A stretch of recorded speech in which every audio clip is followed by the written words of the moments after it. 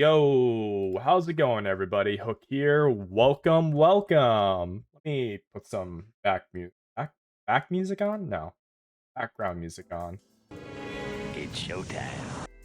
Oh, oh, it's been a while since that's been used. Hey there, Renus. How's it going? I believe I see a dream in here.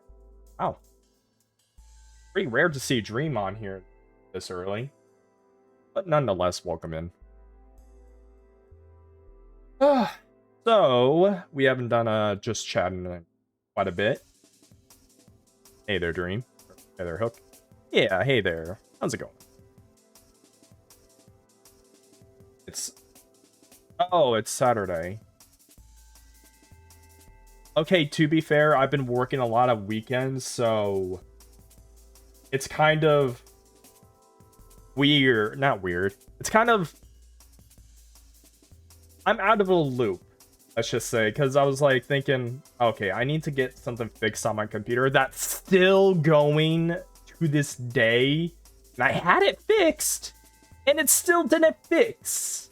So for some reason, it's still going, okay? I could like even tell you the freaking problem, and it's like a stupid beeping sound, like very low beeping sound in the background that I've looked everywhere for, and no one seems to understand what I'm looking for. I even told the guy about, you know, the thing, and he didn't seem to understand what I was talking about. At least he fixed the fans that I had. So yeah, that's like going off every minute. And it's not even the Windows, you know, thing either. It's a slight not don't. I don't know if that has any correlation to it. Anyways, you got me into it. Someone got me into a tangent. Also, it's very hot and humid here. I would open a window up, but there's like a lot of them all. And there would be lawn. But yeah. Actually, let me give an open. No. Like, it is actually.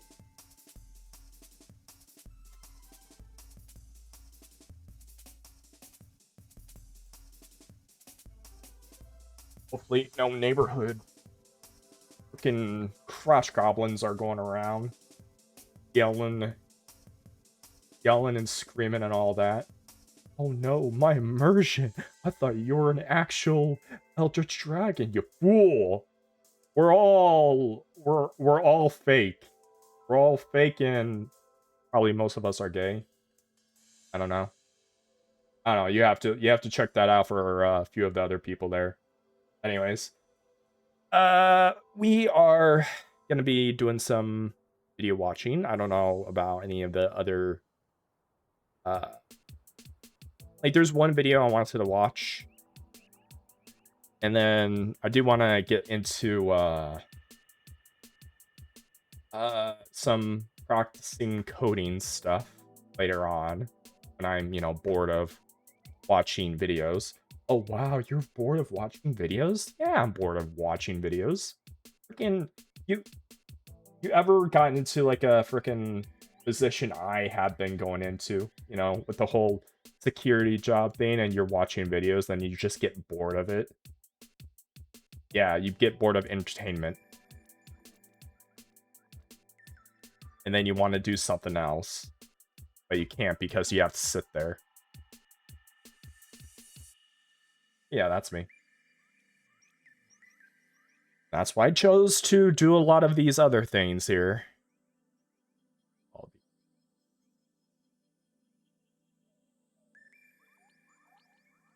Yeah, I freaking honestly, like, I could just go for like a game with a controller and I would be set, but probably not. Not today. Actually, I was going to be playing Dying Light yesterday, but decided against it. Maybe Monday? Because I want to, like, are off. I don't know, depends on what's going on Monday. Because I still have that job that is yet to contact me. So we're waiting on that.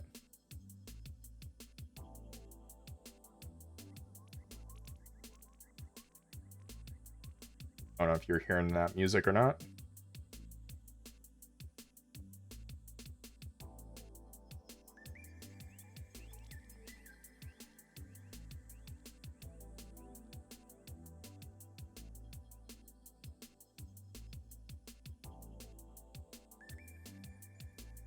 Everything should be set. I'm looking back at my message. Yeah, everything should be set. Made the asexual pride saber. Huh? What's that even mean? I need more context. What? You made the asexual pride saber? What is that?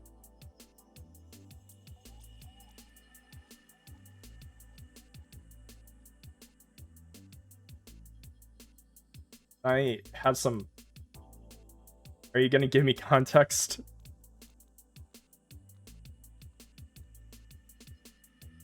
I guess I made the lightsaber with a blade that lights up. Oh!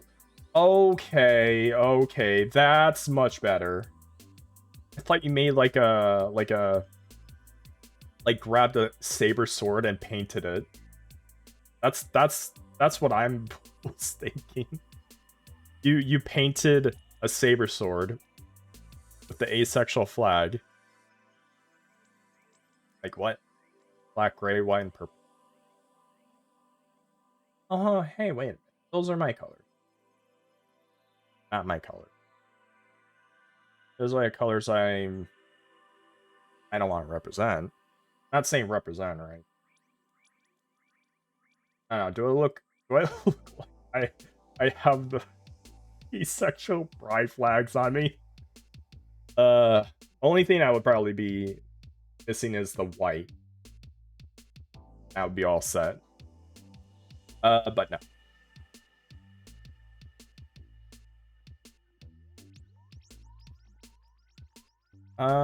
Will you be posting it? May call me Ace Window. That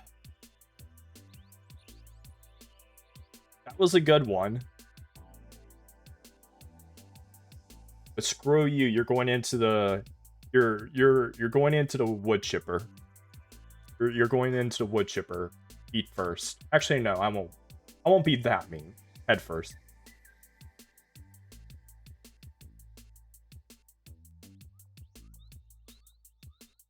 Yes, I do want to see some images if you can.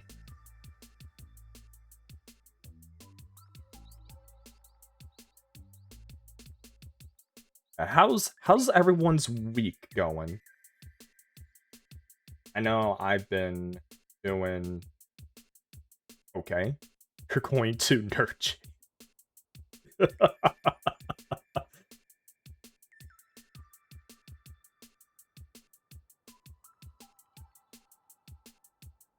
Unmained a transgender flag lightsaber.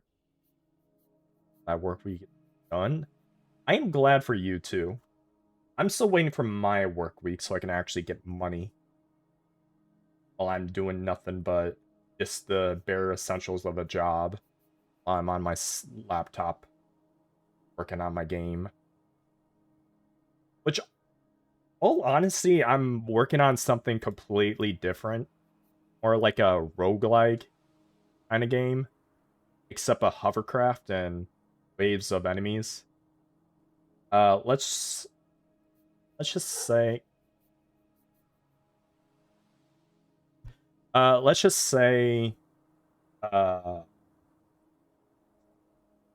it's gonna be 3D because I always when I should be learning 2D first. Let's be honest here. But I'm doing a roguelike game. Ooh, your first game is roguelike. Well, I mean, it's a first game. Well, second game, I should say. Your second game's a roguelike? Got the idea because we've seen the rainbow and bisexual lightsabers and thought, we need the lightsabers of our own pride flags. Hey. Well, that's good. Good on you, dude.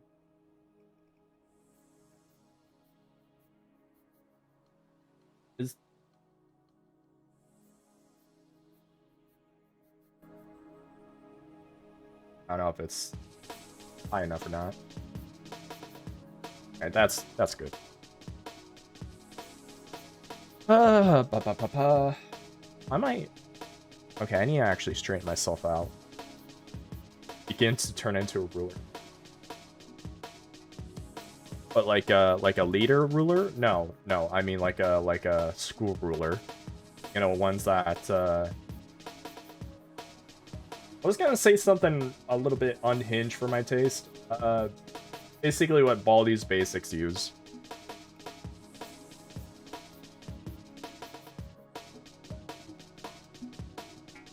You know, they use it to, like, you know, whap on the hand every movement.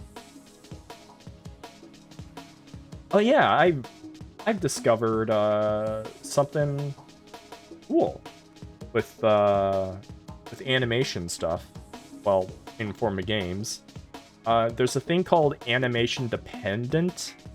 I believe that's what it's called. What it essentially is, when you play an animation, once that animation ends, you can do whatever you want, but it's tied to how long the animation goes, not how long an animation, or how long something goes. So for instance, if you have like a, you know, a machine gun or something, you have to wait until that animation of the gun moving up can just... You have to wait until the gun moving up. I'm waving my hand like... See it? You have to wait until the gun muzzle goes up and then goes back to its original position until you can fire another bullet. That's animation dependent. And I thought that was pretty cool. And didn't know that not a lot of people use it. I mean, you would think to use it, but I think there would be like other places where it wouldn't be used, like those weapons that use those IK movement, like IK FPS stuff. You know, where you're holding a gun and then you turn around like sharply, and the gun is lagging behind. I want to make something like that.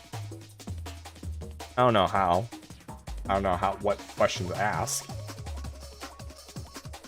I do want to, you know, figure it out.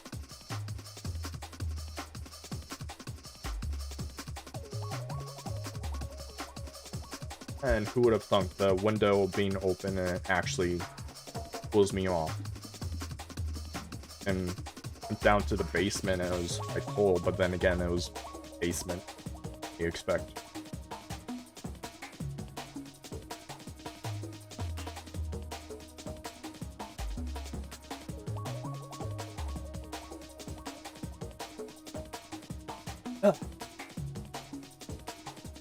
Yeah, how's everyone's day doing? Well, I already said that. What other thing can I really say, really ask, besides how's your day?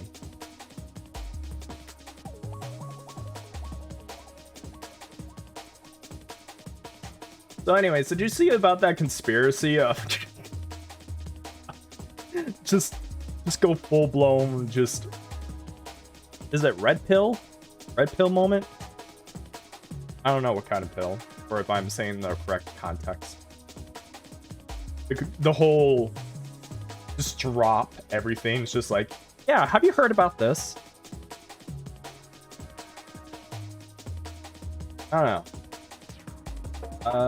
I know there's some videos that I wanted to watch, but I want to, like, you know, chat with you, Gems, because you are all cool and awesome, and I don't want to say I love you, but I do think you're awesome. Fern's over here staring at you. I mean, honestly, that's all she could do. Until I can actually build her, you know, brain. Because right now, there's like nothing in there. If you knock on her head, then it just There's just coconuts. It's just a coconut sound. They're awesome. Oh, thank you. I know I am. Oh, BRB. All right. I see how it is. You're going to be leaving just so you don't hear me. Actually, no, you do hear me. Yeah, you hear me right now. You're probably laughing your butt off. Yeah, that's right. Giggle, giggle, giggle. Right over to the kitchen. I see. Yeah, grab your water. Grab your water. Knock, knock.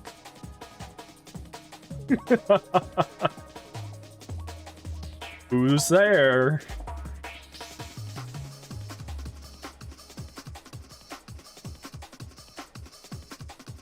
Yes, how you doing, Renus? How is Renus? How was the... What was it, the burger? I forgot, you were making something. Hey, and just check on my...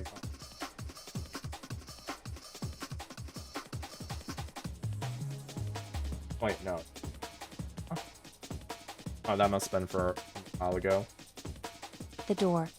The door? The door who? Burger? I had pizza yesterday. Okay. I listen, I'm getting my days mixed up here.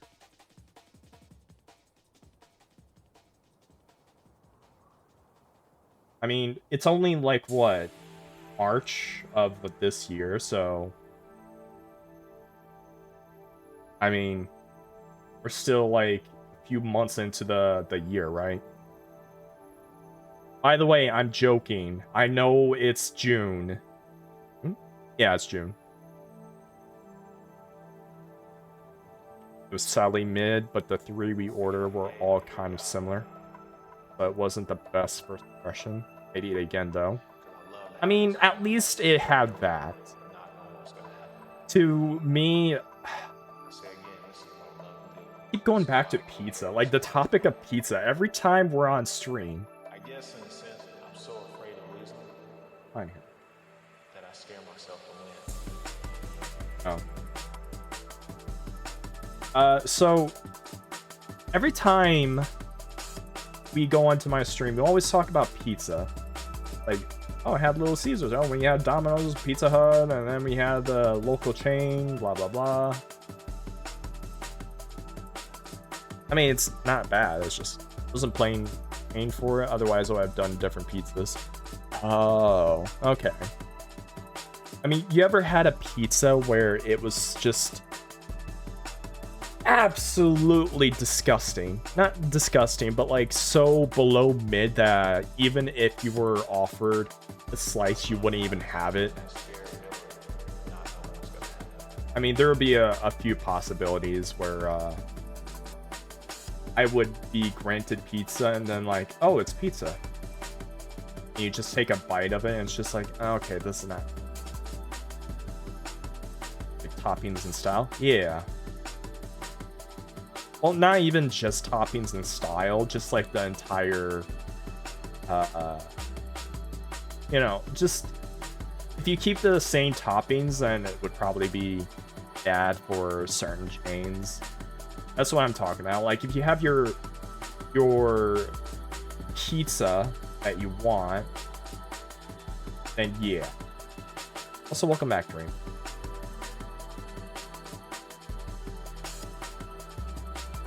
And you know what I haven't played in a while? American Truck Simulator. I heard they updated it quite a bit.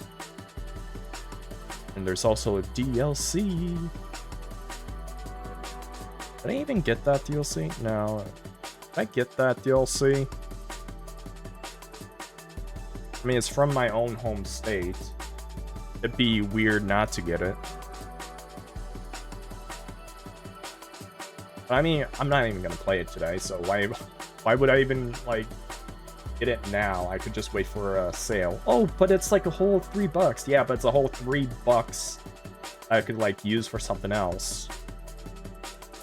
like make myself fat off of the freaking vending machines at work. I really need to stop doing.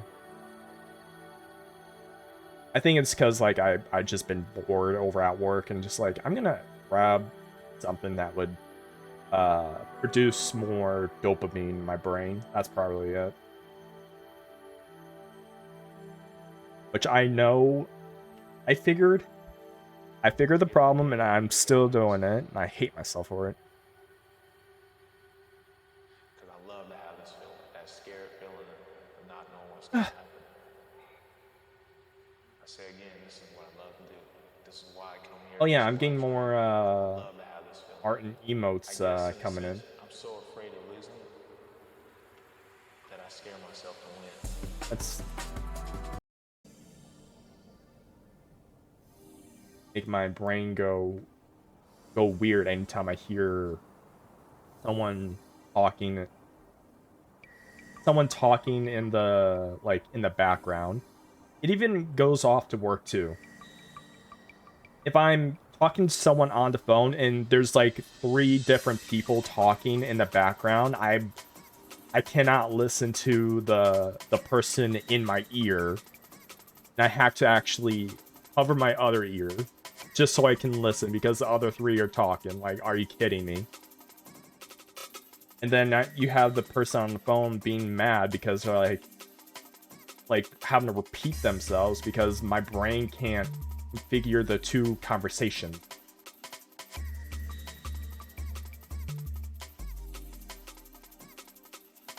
Oh yeah, and also let's not forget about different. Oh, I get that. Yeah. And also people getting mad over you for not knowing what you're like pronouncing your name. Like, oh, I'm Illajai or I don't know, some foreign name. I'm trying to like think of a foreign name and I can't because it's that broken. Oh, it's spelled ABCRIECTED.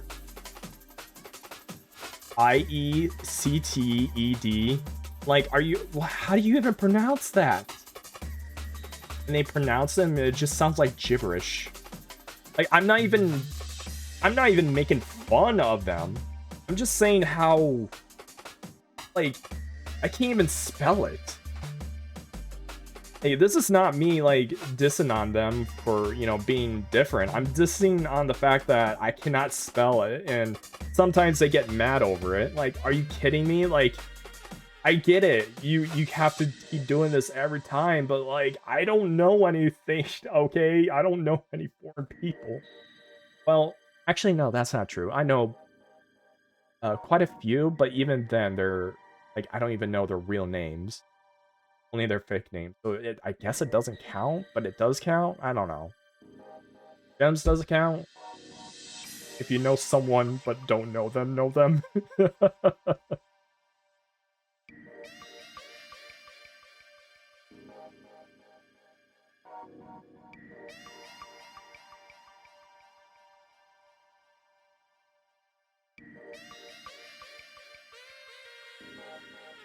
I'm not making fun of y'all, just fucking. How dare you? Don't put that in a quote. Don't put that in a quote.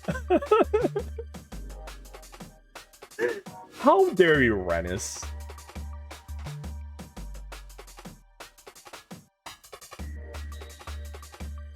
That was a good one, though.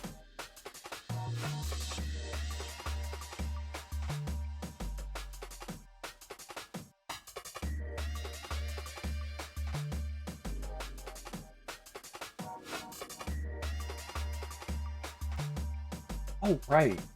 You should totally get the quote command in here, or adding it on stream moments. I believe I do have that. Let me check. I don't know how to use it. Pre-made clips, add quotes. Yeah, it's something like There's an exclamation mark add quote and then space quote add.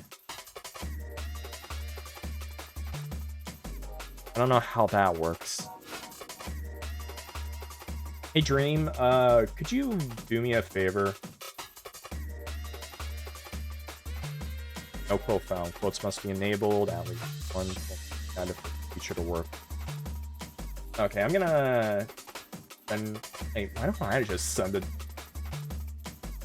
Wait, why don't I just do it instead of you? Like, oh yeah, the moderator can do that. It's like, wait, what do you mean? Oh. Is how you spell quote?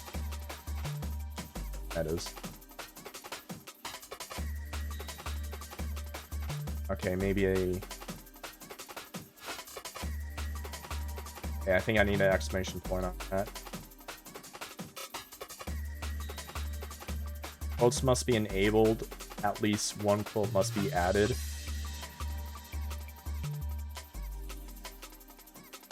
Does that work? Wait, what? What do you mean it must be enabled? Is it not enabled?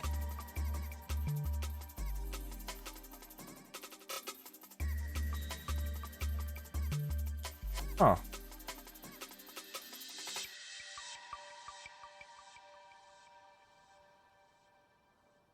The add quote.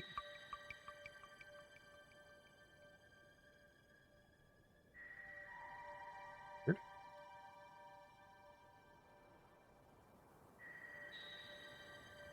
Wow.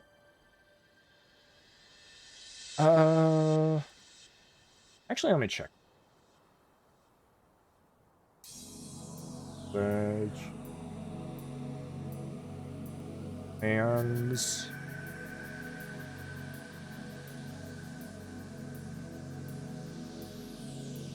And wait, what? My Xbox then Steam. What? Steam only. What do you? I don't play X. I mean, I had an Xbox, but I don't play Xbox.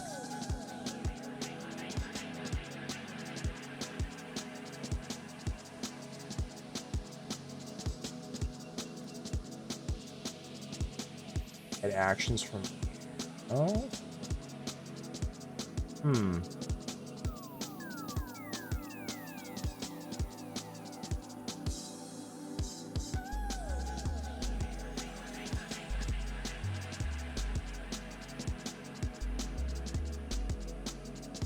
Alright, I'm actually gonna look this up while we, you know, keep on keeping on.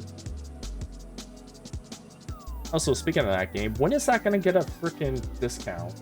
I want to play it. I don't want to freaking hand over $70 to play a 3-year-old game. World? 4-year-old game. No, 2-year-old game.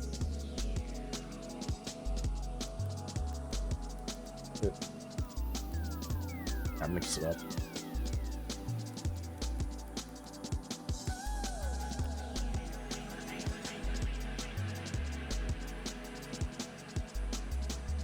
Just go to commands, pre-made, quotes enable, all quote related. Go to commands?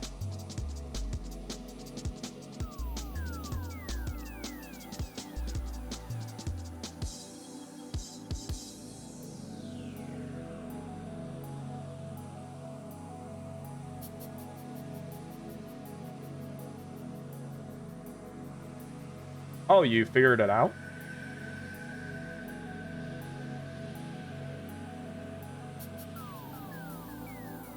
Oh, you did.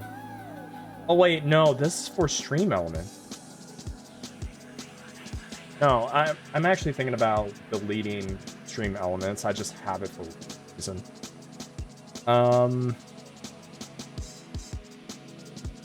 As built-in command, go to commands, pre-made commands.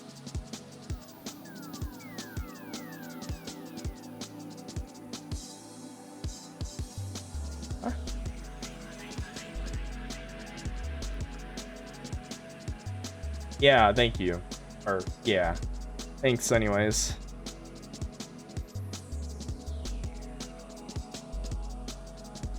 maybe I'm the problem here?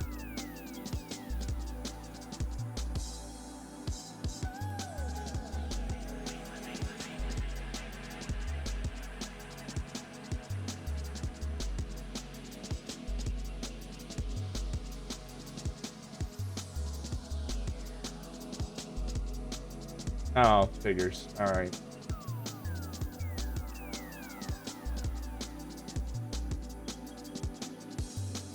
Oh, added quote. Oh, I did it completely wrong then. Oh, still, it's not letting me do it. Like commands, remake commands, enable all quote related. So it is. Oh. Streamer, moderator, user, or I just have a user here.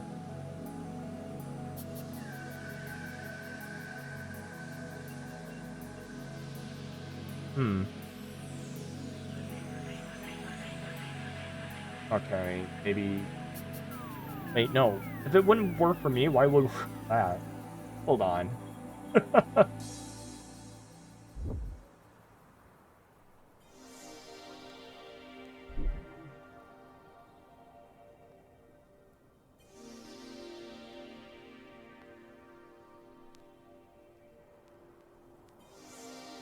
Oh. Oh, wait a minute. Maybe that's it?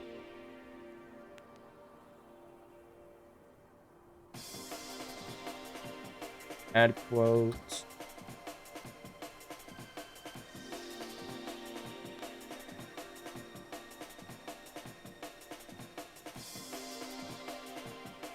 Quotes must be enabled. It is enabled! What?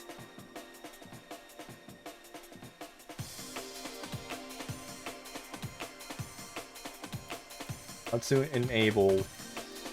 Enable it.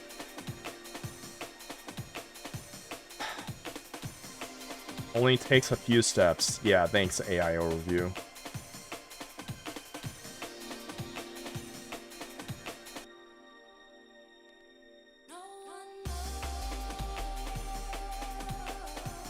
Excuse me? Hold on, what?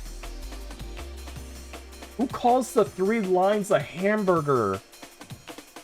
Like, a hamburger menu, excuse me? The 3 lines in the drop-down menu, what? Who says that? Apparently this frickin' heard of it before. You have? That's the first I've heard.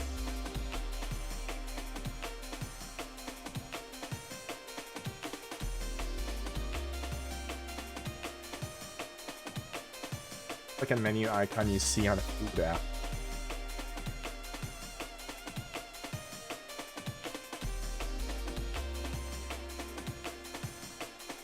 I don't really call it a hamburger.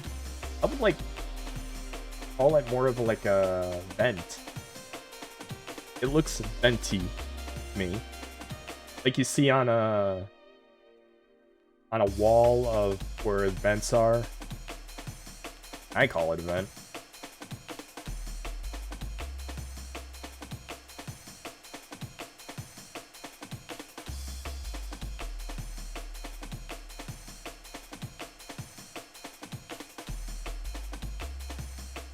Okay, so apparently it's not working? Oh, why it wouldn't work?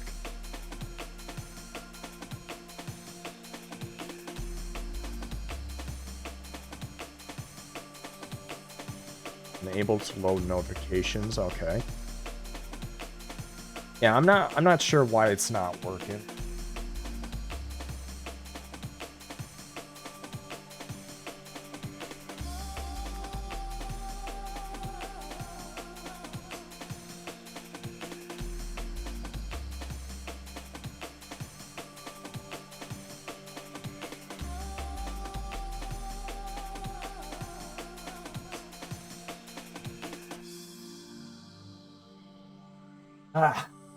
Gonna spend all day trying to figure this out. Honestly, I don't want to. I don't think that would be a very good stream now, would it? Trying to figure out something that's just pop-ups like, oh yeah, no, you can do that, and it just doesn't work. Like, at all. Which makes 0 sense. Dashboard. Why this? I don't even understand that. Oh.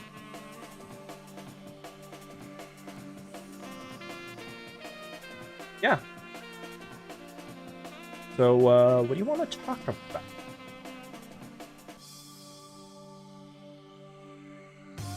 Why is American Truck Simulator in my face? No. I'm not playing you. I'm not gonna be playing you. Cut to me 10 minutes later of me just trucking along and then somehow flipping the truck on its side, trying flipping it, trailer and all.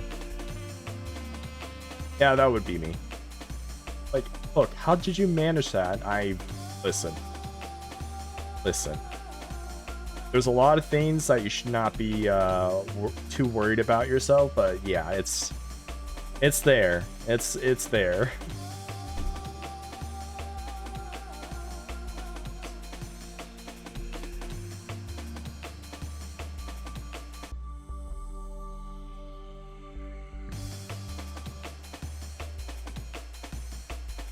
I've seen some things you have done in that game. It's really funny but worrisome. What do you mean worrisome?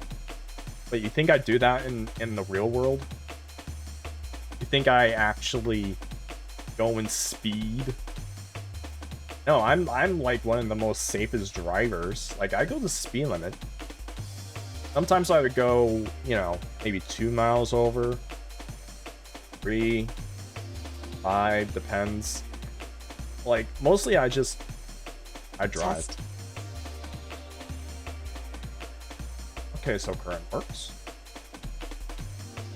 No, you've done that. Why you did a test? What are we testing on? I don't want to do any tests. Don't bring me back to the high school where I need to do those stupid exam tests. Where they teach you nothing. Literally, high school does not teach stuff. Well, properly, I should say. Oh, you failed that? Oh, you don't get a chance to redo it. Like, but can I just, you know, retry it again? It's like, no, you can't. And how do I learn? Well, you just have to study. But I did study and failed. Well, get good. I hate that type of learning. That's some buffering. Well, it's fine now. Wonder am I? Oh, geez. I am so sorry. Hopefully it's not me. But if it is, then Dream could probably test it out, you know? Just by looking at the... what is it? The chat up above me. Which I also need to upgrade the chat. I need to upgrade a lot of my stuff. I still have all this stuff since, like, last year. I need to, like, update.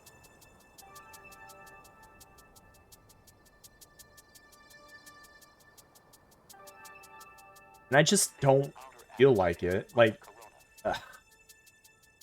Testing for delay. About 5 seconds left. Okay, so it is running. Right. Get fucked, nerd! No.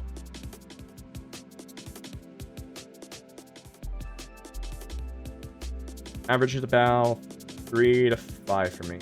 I mean, that is very good. So it is... Okay, so it is good. It's better, but it's not like, you know, worst.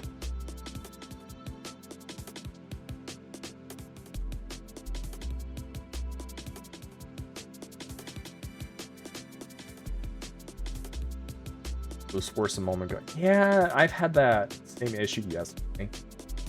Where I would, you know, he's looking at some videos and all of a sudden like, why is it not loading? Just for me, had to refresh and it was like 20 seconds delay. Ugh. Then you call up your internet provider and they said, sorry, don't know anything. That was a lot. That makes sense. That makes sense. I didn't think about that until you mentioned it. But yeah, that makes absolute sense.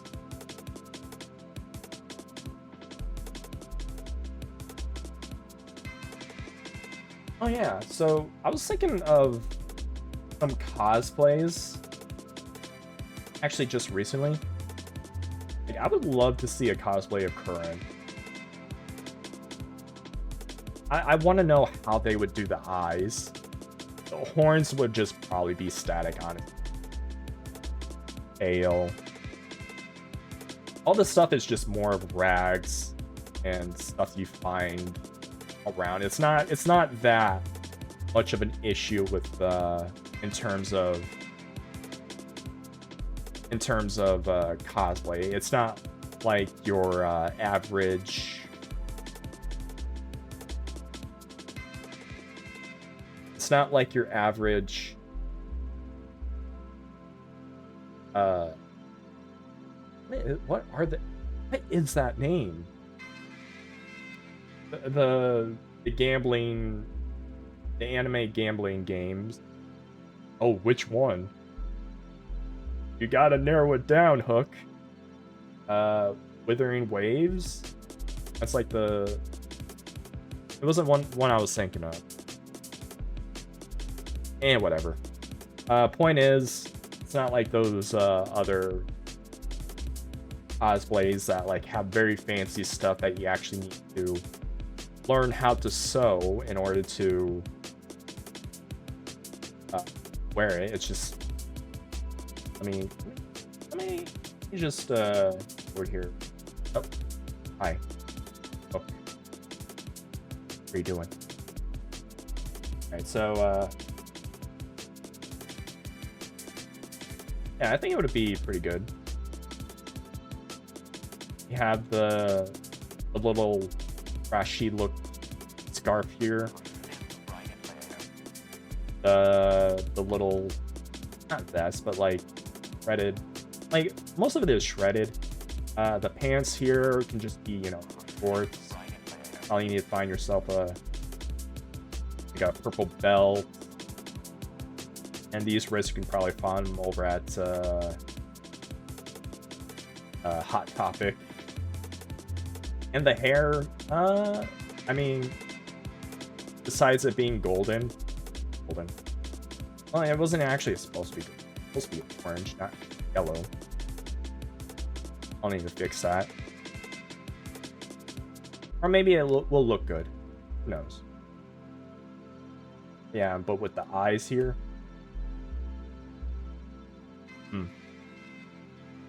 I don't know. I don't know how you would go about doing that.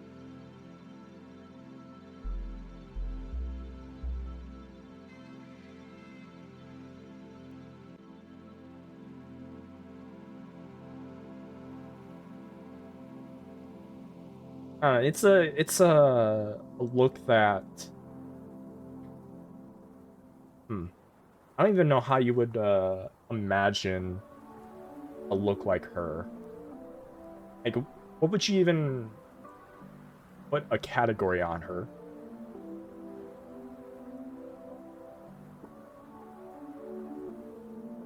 I was gonna say desert, but like similar to like desert punk. I don't think that's it. Or like Trigon. I mean, Trigon could probably be... It's that close to it, I suppose. Where it's like all futuristic, but like rags all over. I guess that's a pretty good idea for it. Well, it goes for me as well. Cyberpunk. That's a little bit too broad. It covers a large venue. I guess it does, but I don't really see any cyberpunk values in Curran and I. It's just, I don't know. Like cyberpunk, since that also covers just a weird future fashion. Sure. But then again, like, I don't even... I mean, I can see it.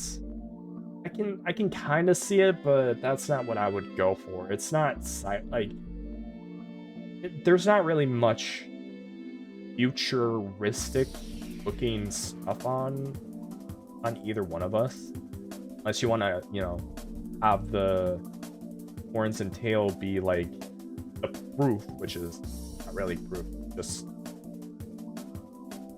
how we were built.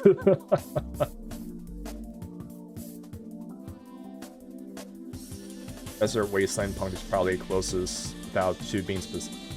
I would agree. Wasteland Punk is probably the more optimal way, because it looks like we were from like the post-apocalypse. Like if you put Current into like Fallout or something, or any other post-apocalypse, probably wouldn't be anyone none the wiser. I mean, if you remove the horns and tail, that is, and probably the way her eye colors are. But other than that, it's how she is. And looking at me, if you just remove the horns, then I would be looking like some stranger. I made my horns. Hold on. I wanna see something. Probably gonna be looking a little first. Oh, I don't think I can. Oh no.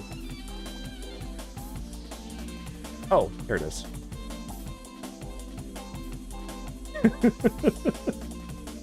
How cursed is this? Oh no, Hook's horns have gone away. Well, you better go make him a new one.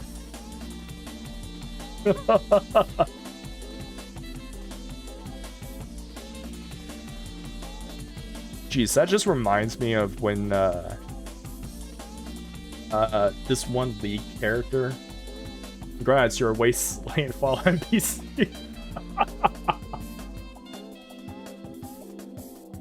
Wait, hold on. What are you buying, stranger?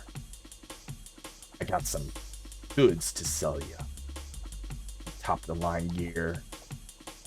I got the shotgun with extended tubing around, able to drop somebody or a whole group of baddies in 5 hits, give or take. There's some that are very, very persistent. You're looking at the six round magazine. You're looking at the 6-round revolver. That was truly cringeworthy.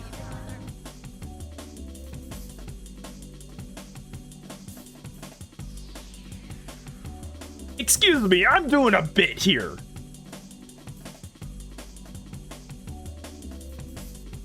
Rude.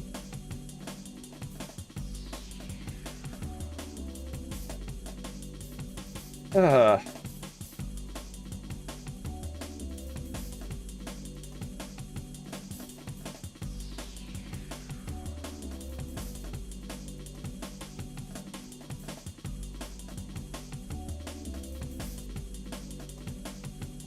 ad breaks are gonna start, and think we're gonna, you know, sit here and chat like this all the time.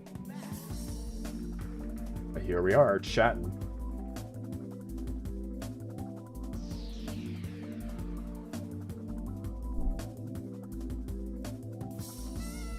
I've also been looking at what do you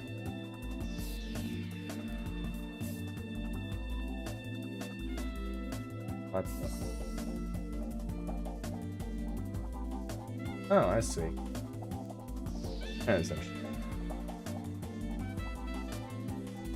I'm just looking at my subscriptions.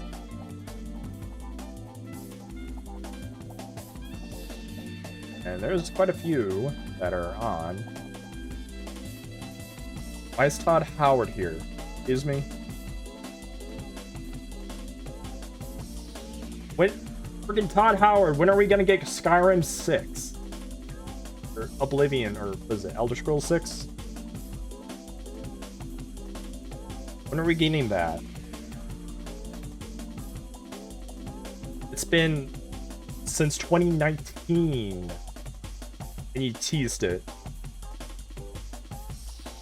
You know what I bet? I bet he's gonna like drop the game like a week. Like it's gonna get announced and it's gonna say what is it? What's today? So, like tomorrow he's gonna like drop a trailer that's gonna come out next week.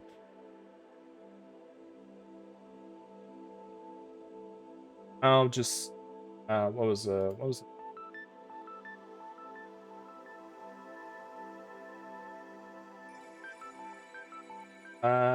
Just something from Hero High. Crash thumbnail.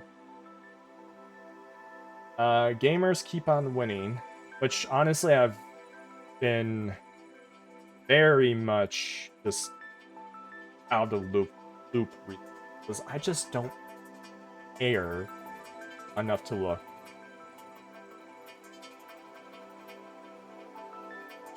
Long says hi. He can come in and say hi himself.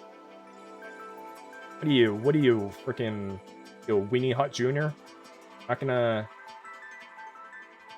Oh, I thought you said Oblivion.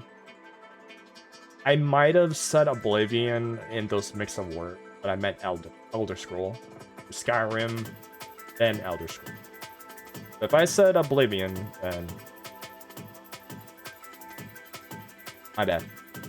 Also, we're about to go to an ad break in 10 seconds. Yeah, I'll see you then.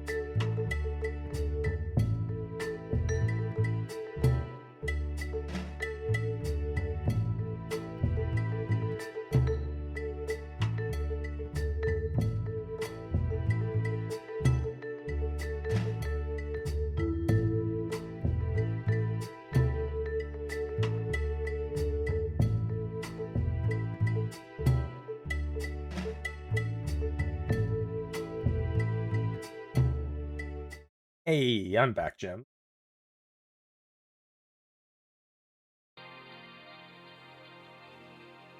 New music. He said he has already did through Dream. Well, I can't sit at PC right now. It's messed up. Wow, you would do that? You would actually do that? You would like take the effort to message Dream, not just go into my chat? Wow, how ungrateful you can be. Honestly, come on. You had the gall to just talk through Dream and not go up to me. What are you scared? Yo, boy.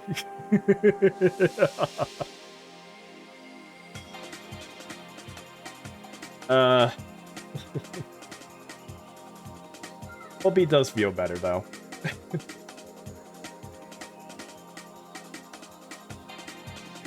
I'm just trying to stir. I'm stirring up the pot right now. And the pot's smelling good.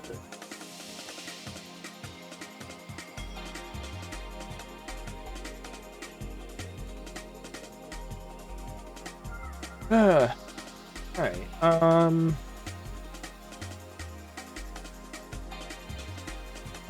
uh-oh. What do you mean, uh-oh? What's uh-oh?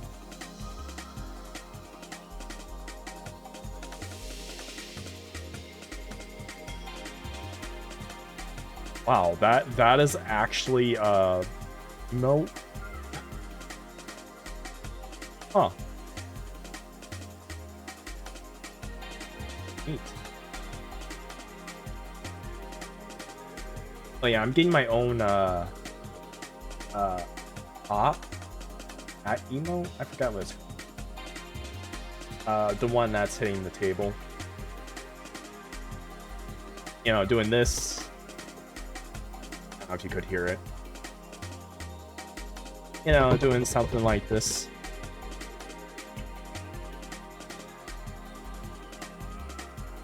Bongo! Yes, thank you.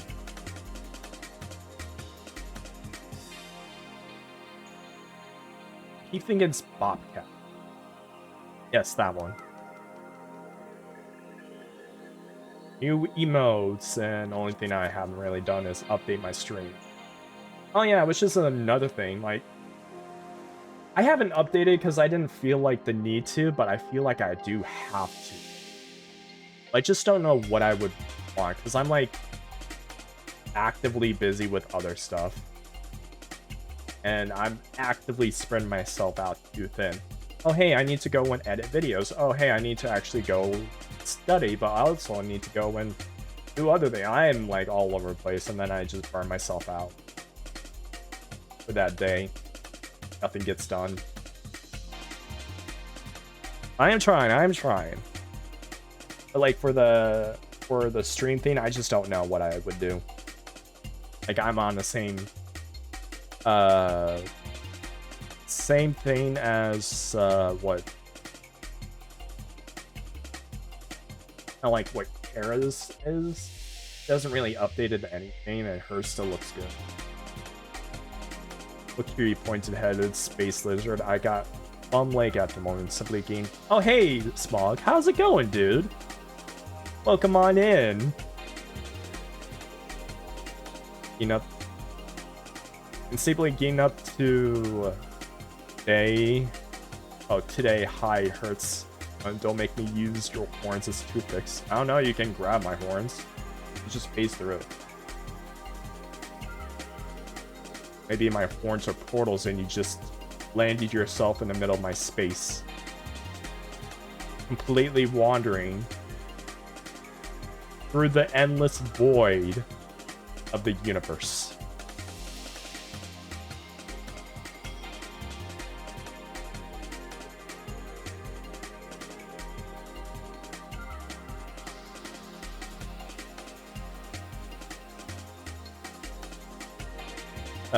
Anyways, so I kind of like, I don't want to say promised myself, but I did say I was gonna wanna watch a few videos before getting into some coding lesson. I guess let's do that. Unless you want to talk some more. I mean, we can talk some more.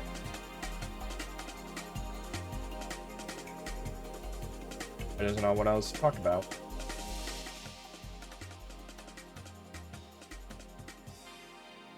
That's it. I'm taking Kern as a concubine. Hey, what's a concubine? I heard of that noise, but what is it? A woman who cohabits with a man to whom she is not legally married. Historically, this term refers to a woman recognized as secondary wife.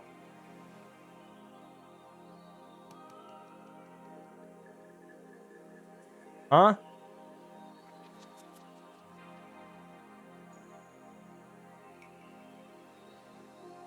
Aaron? I don't think I don't think you would like that. Also, good luck actually, like, enforcing that. These two are always like this. What? I heard... Look, listen. You throw these weird words at me, I would need to go and look them up. Concubine sounds like something like, I don't know, a hedgehog? Like, you would turn Kern into some sort of hedgehog with, like, spikes on their back. That's what it sounds like. I had to look it up.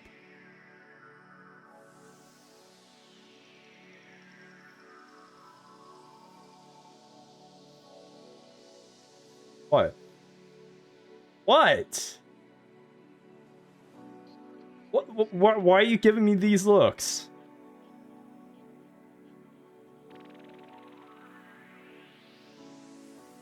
Or not hedgehog, like a porcupine. Instead, it's like concubine. Makes sense. What? I can't stress enough the F. What do you mean? I ticked. What? Oh, what? Why are you? I give up. All right, bye. See ya. See you later, guys. I freaking. All right.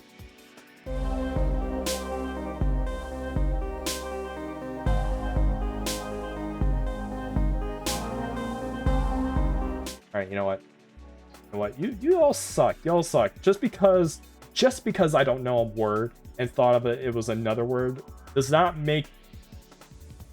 I don't understand what the whole hubbub is about. Is it me misinterpreting a word, thinking like, oh, it just means porcupine? No, it's. Oh, I see. I see. Run away, Rennis. I see. Deeming the me.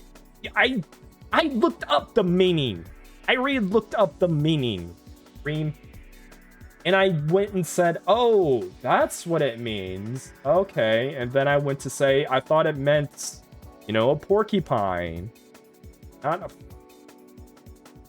a... I'm going to...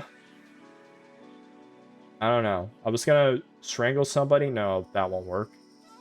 Light someone on fire, but nah, that would be much of a mess. No. Kicking someone will also crit. I'll just snap my fingers and they'll be transported to some other dimension. Green honesty rose for half this conversation. Apparently, a lot of people have. Apparently, whenever I start talking, people's minds just start degrading for some reason. Maybe it's because I'm too smart for you. Oh, it's because I'm too smart. I have the higher intelligence. I have all the brain cells. You only get like a half of it for each, not even each one of you, or a half a brain cell for all of you. The brain is just hella tired, but it has nothing to do with you.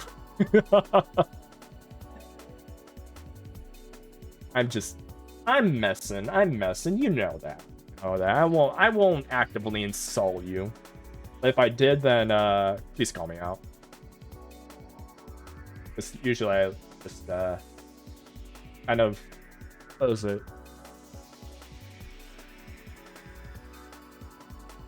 Brain is now backed up. Didn't know concubine, but it's smarter. Okay, listen. I don't know any of these very lewd stuff. Okay? And that's what Google is there for. You can just freaking look up something. Instead of other people that would look other stuff. Let's be on here. There's a lot of Twitter people that are like that. Like, oh, you're this. Like, how am I this? I don't even do any of this. Oh, but you're this. Okay, but you're watering down the meaning. Like, okay, this. So Google is smarter. No, I'm smart enough to use Google. Google is like a site of information. It has all the information on your fingertips. Think of a library, okay? You go to the library to look up stuff. That's basically what Google is. Or do you mean X? All right, we'll call it Zitter. How about that? We'll just say Zitter. Also, hi, Nymph. How are you doing?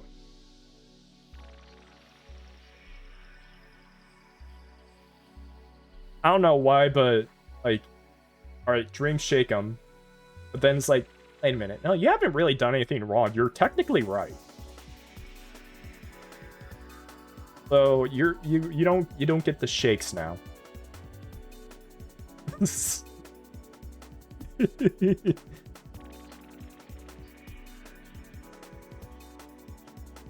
Need a hammer. What do you mean? What do you mean need a hammer?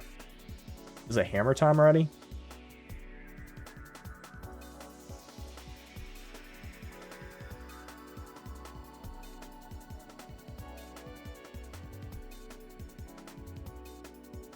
Don't mind me, just kind of looking for some updates.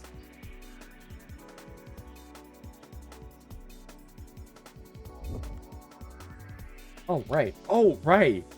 I'm also getting new art for my what do you mean the bonk? Who are we bonking? Also got art of my, or getting art of my actual form. My dragon form.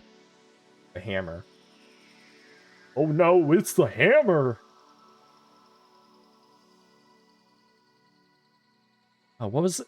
And I need to watch. I need to watch. Is it a regular show? The one with Muscle Man in it? I need to watch those shows. Maybe. Ooh, that's something we could probably do. Is watch some of those old shows like regular show, Adventure Time, Avatar. Can't wait to see the art you get done of the Dragon for it. Yeah, they actually were excited enough to they love the eldritch horrors that I am, and want to actually get to it. And it's gonna be a skeb, so it's not gonna be something I'm gonna take full control over. And plus, it's gonna be I'm not gonna have like an actual canon form. It's more of perceived form. Most shows proceed to list shows that are still airing 10 years ago. Wait, is it still airing? Is it actually? I don't know. I don't watch them. Like, the only time I did watch them was like the end of when I actually stopped watching TV. Oh. I mean, it's considered old nowadays. Oh, I misread that. Okay. My bad.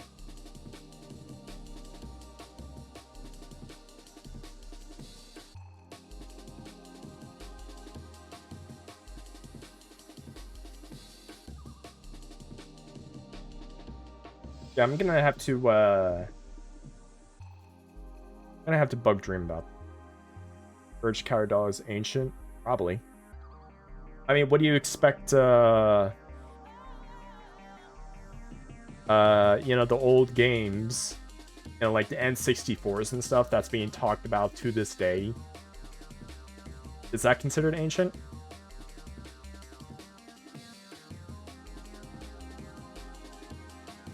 I mean, probably.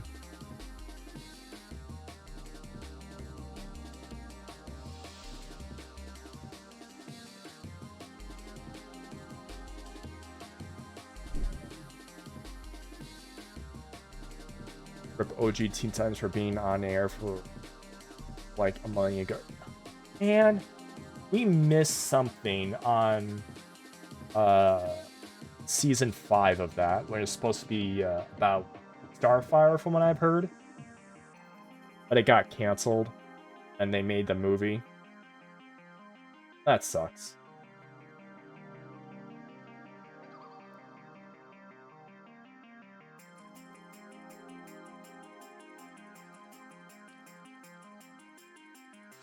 Alright, so is every... Grandparents remember when Pokemon anime first came out. And I was watching that, I watched that show as a kid. I just don't really like Pokemon all that much.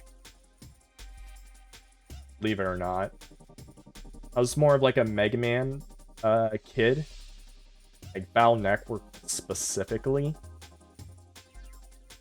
I thought it was pretty cool to have your own little AI buddy. Gee, I wonder where that came from. But I thought it was like pretty cool to have.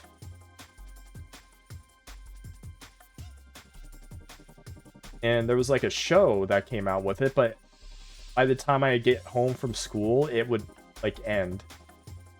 So I was never able to watch it. Oh, but you could watch it like today. It's like, yeah, I could.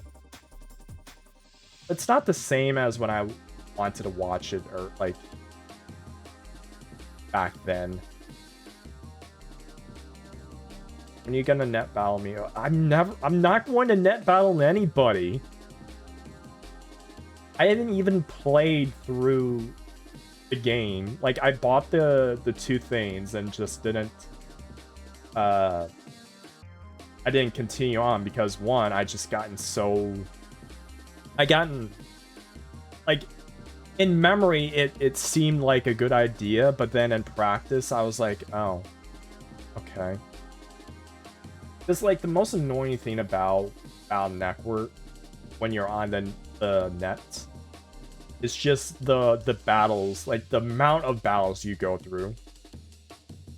Like you shoot the like, you get stopped in your tracks even when you're trying to like figure out where to go, and then you forget where you're supposed to go, and then you like go in a circle because you keep on going into a bunch of battles, and you like wander off to another place like, huh, I wonder where I need to go here. It's like, wait a minute, what was I here for?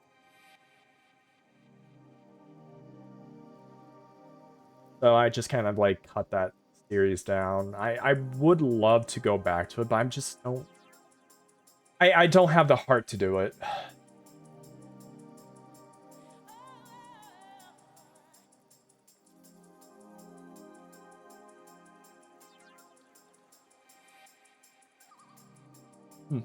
I'm getting tired already.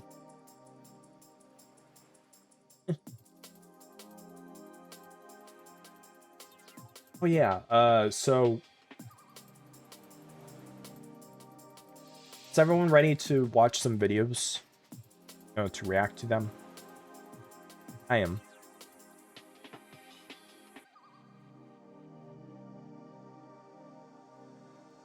Yes, no, maybe so.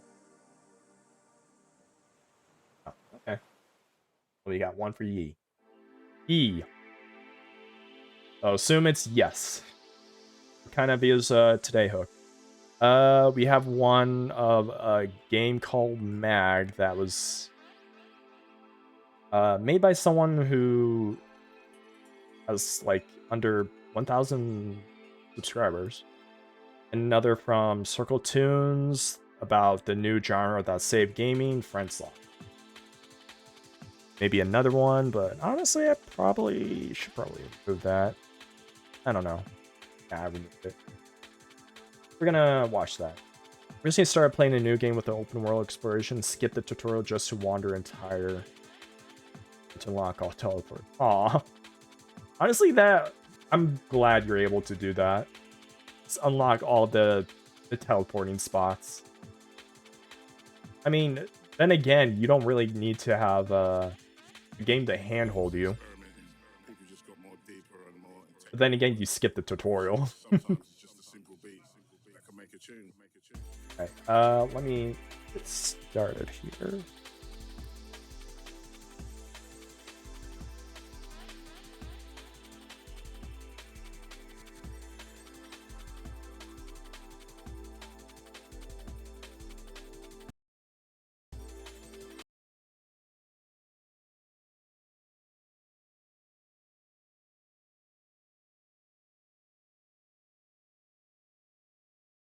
Oh, here it is. I want to capture. Oh, there we go. Sadly, I can't unlock the important locations because there's storyline. Aww. Well, at least you have some teleporting spots that you can, get close to. Alright, so this is an FPS Too Ambitious, The Story of Mag, which is a game that I played way back when, made by Crazy Ghost. Let's watch it. In the grand chaotic landscape of first-person shooters, ambition and scale set the stage for those who want to be on a gamer's radar. It's these expectations that drive companies to break boundaries and redefine a genre. But sometimes, this ambition can lead to disaster if not planned properly. For every success story you hear, there are hundreds, if not thousands of failures that came before it. Many games have tried to soar to new heights, only to be brought crashing back down due to technology constraints, time crunches, and even catastrophically bad luck. And this is one of those stories. Back in 2010, a video game set a Guinness World Record for the most players in a console FPS match, a feat many thought was impossible. Oh yeah, it was in like over 200 players in a single mission or single game mode. It was hailed as the future of online gaming. So why then, in just a few years, did its servers go dark, its studio shut down, and the game itself vanished, nearly becoming lost media? This is the tragedy of MAG, and one of gaming's most ambitious failures. Let's rewind back to the year 1995 and meet two founders, Jim Bossler and Brian Soderbergh. These two would be responsible for Zipper Interactive, an American video game company based in Redmond, Washington. Many of you probably recognize them for the SOCOM series, dating back to 2002 on the PlayStation 2. While the company would find relative success with the SOCOM series. Yo, I borrowed that game from a friend of mine. That was fun. That was a fun game back then. You can like control 4 different people and do different missions. I love it. This was also a company that knew what it was doing when it came to shooters. And Sony would take note of this, and on January 25th of 2006, Zipper would be acquired by Sony and added to its collection of exclusive development studios. Sadly, this wouldn't last long, because on March 29th of 2012, Sony would announce that Zipper Interactive would be closed, apparently due to resource realignment. This closure would be confirmed the next day by Sony Computer Entertainment. Prior to its closure, Zipper Interactive was working on 2 unannounced titles for the PlayStation 4 before both projects were cancelled once the closing was complete. Oh, I didn't know you can restrain the enemies. You should just kill them dead. Then again, this was like in middle school, so what would I know? One of them was another entry in the SOCOM series, and the other was a first-person shooter meant to be a new IP. Now, to understand why MAG was such a big deal, we need to remember something. At the time MAG was released, the 100-player Battle Royale wasn't the norm yet. Previous to MAG, one of the biggest player counts in an FPS we had seen was from the Resistance series, with the Resistance 2 having a total of 60 players in a match. To add to Oh, really? I thought it was like around 30 people.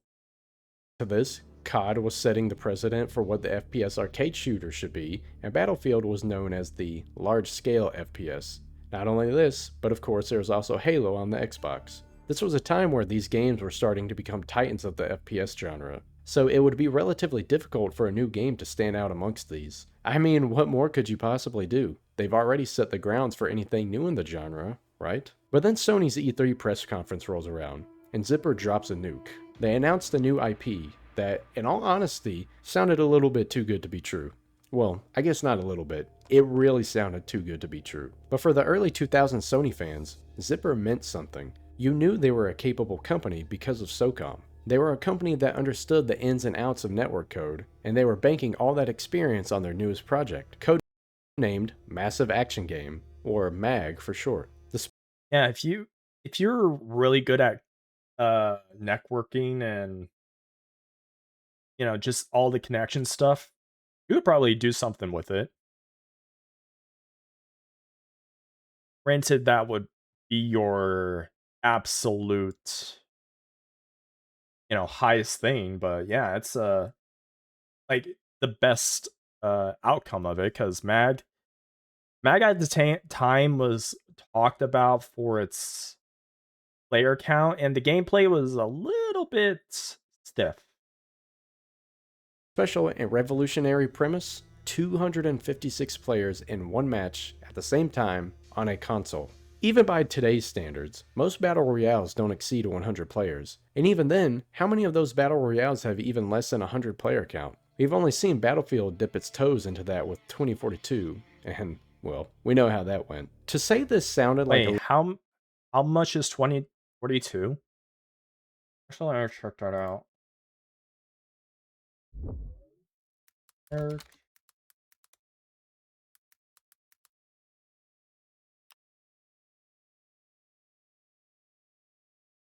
All right, how many players? 610 players are alive. In a match.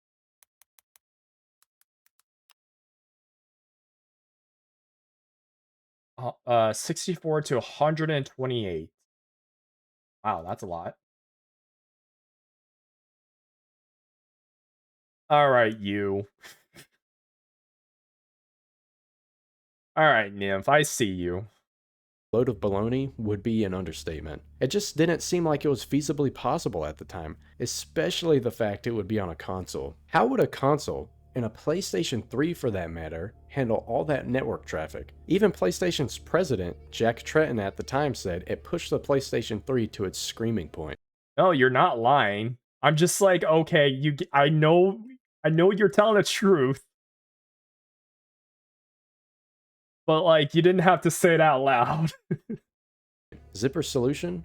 An entirely new server architecture, built from the ground up for this one purpose.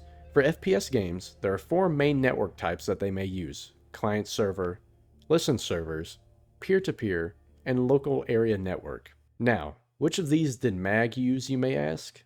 Dedicated servers. Kind of. It's a little complicated.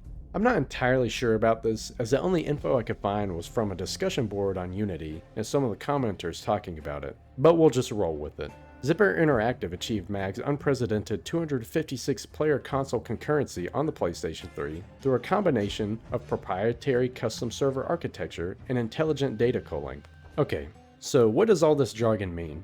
Instead of trying to process all 256 players on the server at the same exact time, which would be a nightmare, Zipper built a tiered server infrastructure that effectively aggregated multiple smaller network zones into one large battlefield. Basically, if you're on one part of the map, you are in a zone or a server spot on the map.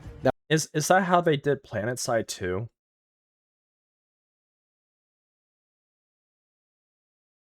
I would assume so. That was also why, if you managed to achieve some crazy speed and started racing through the map, you would start to get a lot of desync issues. You only got information on players within your subsector and those closest to you. This drastically reduces bandwidth and processing requirements. The PlayStation 3 also had the Cell broadband engine, which Zipper would take full advantage of, heavily utilizing its synergistic processing units to handle heavy compression and decompression of network packets on the client side. Finally, rather than relying on peer-to-peer hosting, The developer used custom, purpose-built, dedicated servers. This centralized approach ensured stability and fair tick rates without putting the burden on a single user's console. Now yes, this multiplayer online-only game does in fact have lore. The optimism and harmony of the 2010s were completely eradicated by 2020. A global crisis loomed. Food shortages sparked riots, currencies plummeted, fuel reserves dwindled, and oil-producing nations began to ration what remained. This is sounding like something that's happening even today. Is a dark future. Governments earmarked money for humanitarian efforts, overseas security, and intelligence services, which, over time, found its way to the coffers of a small group of private military contractors, corporations, and companies. These private armies then began to recruit aggressively. Soldiers without a country. The contractors fight wars that never happened.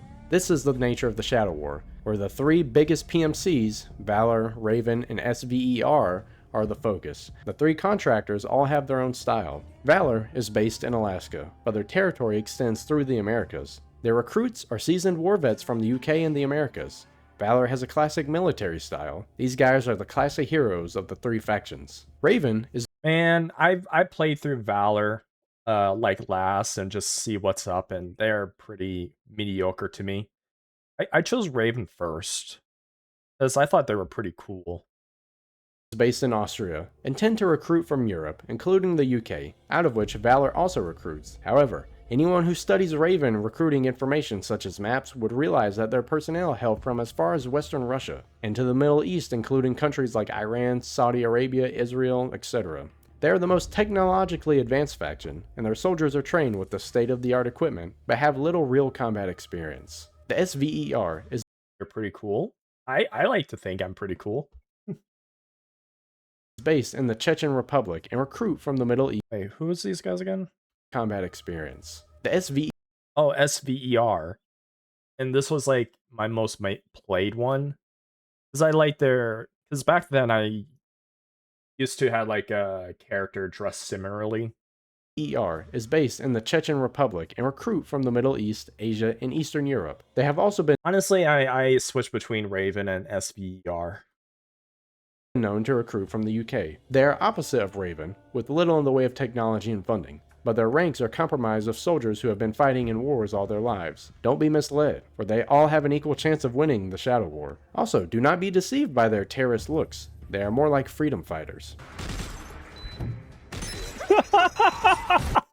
The game also had an RPG-like mechanic with the class system. You could level up your character to 70, unlocking skills, weapons, and armor. The skill tree was way more flexible than the rigid classes of its rivals, letting players create hybrid roles. You could be a sniper, who was also a bomb diffuser, or a heavy weapons expert who could also act as a medic. This freedom gave players a real sense of ownership over their soldier, and once you hit the level cap, you could enter veteran mode, to switch to another faction and start over, keeping your stats and earning an XP bonus, which added huge replayability. But 256 players in one match sounds like chaos, just waiting to happen. What about an objective? Who's in charge? Is anyone going to listen? Well, Zipper had the answer to this. Rather than both teams just being made up of two giant teams of individuals, both teams were broken up into 8-player squads, with 4 squads forming a platoon, and 4 platoons forming a company. Each squad is led by a player who has advanced through the game's ranking system. Character statistics and development also increase with frequent gameplay. The players most advanced in rank will be able to either direct the battle or participate directly in combat. The chain of command was to have a fix in place to stop the game from becoming one giant bum rush towards the other team. Now, with that being said, just because someone is on the squad or a team doesn't really mean they'll play with said squad. So even though Zipper laid down a foundation for the team play, it wasn't finished just yet. So what exactly would give players an incentive for team play? Players that did well could be promoted to SLs, then the next step would be a platoon leader, and the top dog would be the officer in charge, or OIC. The OIC got to be in charge of the entire 128 players on their team. You would get... I don't think I've ever noticed this before. Either that or I just didn't care. I didn't know player could actually be in charge of entire entire faction in that lobby. A strategic view of the battlefield and have access to powerful support options like artillery strikes or mortar barrages. Either way, it's been super long time since I've actually played this game. dynamic creates the sense of a real-time chain of command and constantly changing objectives. Maybe the OIC needs a squad to move to the east side of the map while the rest of the squads push towards the objective. A single well-led squad could turn the tide of a skirmish, and a smart OIC could win the entire battle. Dude, especially in this little map here, I remember getting pushed back so hard that we can't actually leave our spawn. Like, they would just, the moment we poke our heads out, there would be just gunfire being sprayed all over the wall. Like, we could not even move, and we would just sit there all game. That's like one of the most infuriating things I have ever to witness, which sucks because I want to play through the game, but like I can't because I'm in a stream where I'm in a lobby where I am pinned to the wall, getting shot at. First time on a console, the strategic layer of war was put directly into players' hands. It was a system that demanded communication and leadership. This was Zipper's promise, a game that would deliver not just massive battles, but meaningful ones. The stage was set. Oh, also as a final note here, aside from the comm channels, there was proximity chat. Yes, the funny chat where you hear someone scream in the distance as they get further and further away. On January 26, 2010, Massive Action Game launched exclusively for the PlayStation 3, and in many ways it actually delivered on its impossible promise. Loading into a 256 player match for the first time was kind of astonishing. The scale was something like you'd never seen before. All of these soldiers running up and people yelling orders and placing markers on the map, all real players. As you parachute in from the sky, you just take a moment, letting it all sink in, that this is actually a game, and everyone in it is a real player. Organized chaos, and it was fun. Now for me personally, I do remember playing this. I was a little kid at the time. I was maybe like 8 or something, I don't even really remember. What I do remember is parachuting in, running to a door that had a mark on it. We were supposed to blow up the door, and I think everyone died. That was my experience, at least from what I can remember. Now, the game did have multiple game modes, but not every single one had 256 players at all times. The smaller ones like Suppression and Sabotage had much less players, but 64 players is still quite a lot. The next game mode, Escalation, would house 96 players, then Acquisition and Interdiction having 128 players, and then finally, Domination would house the massive 256 players, which is what most people wanted to play, of course. For a brief period. Well, yeah, Mag because was it's like the maximum amount where you can like take out so many of these guys. Like, come on. a glimpse of the future of the FPS genre. A massive scale battlefield with a chain of command system in the game. The experience is something that honestly no other game has managed to achieve for me. The closest I've ever gotten to MAG is playing Squad, but it's still not the same. Unfortunately, the seeds of failure were already planted. For all this innovation and ambition, the game still lacked in a lot of places. The launch was rocky. Players immediately ran into technical and design issues that soured the experience. Also, the controls felt clunky compared to the polished feel of Call of Duty. The frame rate, while mostly stable, could dip into what felt like walking through mud during big firefights. And of course, the load times were long. The worst of this was the spawn system. Spawn camping was bad. Like, really bad on some maps. Remember the parachuting I talked about? Yeah, well imagine spawning in, and every time you do, you get sniped before you even make it 100 feet above the ground. To make matters worse, with the massive scale of the game, they needed some spawn points to be fixed points, meaning they are the same spawn point every single game. So if you knew where the enemy spawn point was, you could just camp in a good choke point and never let them get out. And that was most of my problems on that game.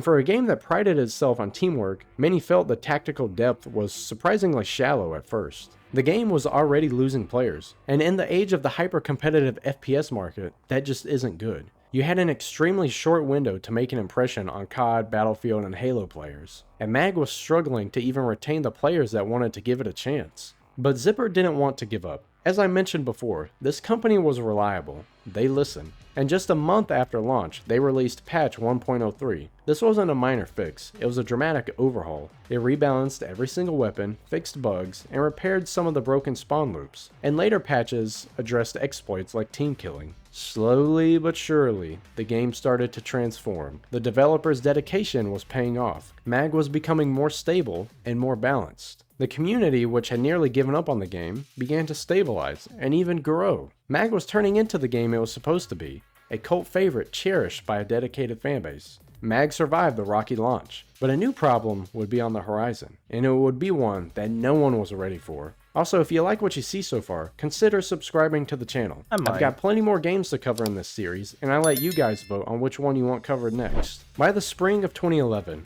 MAG was in the best shape of its life. The patches had molded it into a genuinely great online shooter. A dedicated community had formed, and the game was on an upward trajectory. Now, whether you believe it's bad luck or not is entirely up to you, but we can all agree that sometimes life just sucks, right? Well, it certainly did for the PlayStation on April 20th, 2011, the day known as the 2011 PSN hack. The attack occurred between April 17th and 19th, and was the result of an external intrusion on Sony PlayStation's network, in which personal details from approximately 77 million accounts were compromised, and prevented users of PlayStation 3 and PlayStation Portable consoles from accessing the service. Yo, I was part of that. Oh. Man, I was thinking of that too. And I think this was like before, what was it? Before Skype? No, not even Skype. But yeah, it was just the blackout of PSN network. This was a sad day for me too. I don't even think I was playing MAG at the time. I think I was playing something else, but then still, like I was Rock? I don't know. There's a lot of online games I was playing through. Like I would get home on the weekend, turn on my PlayStation, and there's nothing. Why? The next day, nothing. All right, and then a week later, because I couldn't play games on weekdays, nothing. Why? Then I heard. Well, it wasn't then I heard, but like in between that, I heard that I was down, and because the hacker's like, okay, I'll probably take like a few days. No, it took like nearly a month. Must have been that bad. The attack would force Sony to deactivate the PlayStation Network servers on April 20th. The outage lasted 24 days. And this happened 24 suddenly. days. People tried to log in on the 20th, and they were met with errors. Initially, people thought it would only last a day or two, but then it turned into a week, and then a couple of weeks. And then 24 days later, the network would be back online. Nearly an entire month, the servers were down. While most people would see this as an extremely annoying inconvenience to not be able to fuel their gaming addiction, for fans of MAG, this would essentially be the equivalent of a firing squad death sentence for their game. Remember, MAG was online only, so nobody could play it this entire time. It had no single player campaign, no offline bots, no co-op mode, and no offline training mode, without a connection to the PlayStation Network. And how are they supposed to get the... Even if it was, solo play, how would they get the data for it that they're actually playing it? The disc in your console was literally useless. The game was, for all intents and purposes, erased. Oh god. Especially with the disc. I tried returning it from the... because I didn't want to play it. And it was like probably nearly like 5 years later that I had it. Excuse me. 5 years? I don't know, but I went to return it and to GameStop, and they just slid the game back and says, sorry, we can't take this. Like, what do you mean? It says, oh, the servers are now down, so this game is basically a brick. Like, what do you mean a brick? It says you can't play it. It's like, why? Like at the time I didn't understand why they couldn't return it. But I just was given back to it and just, huh?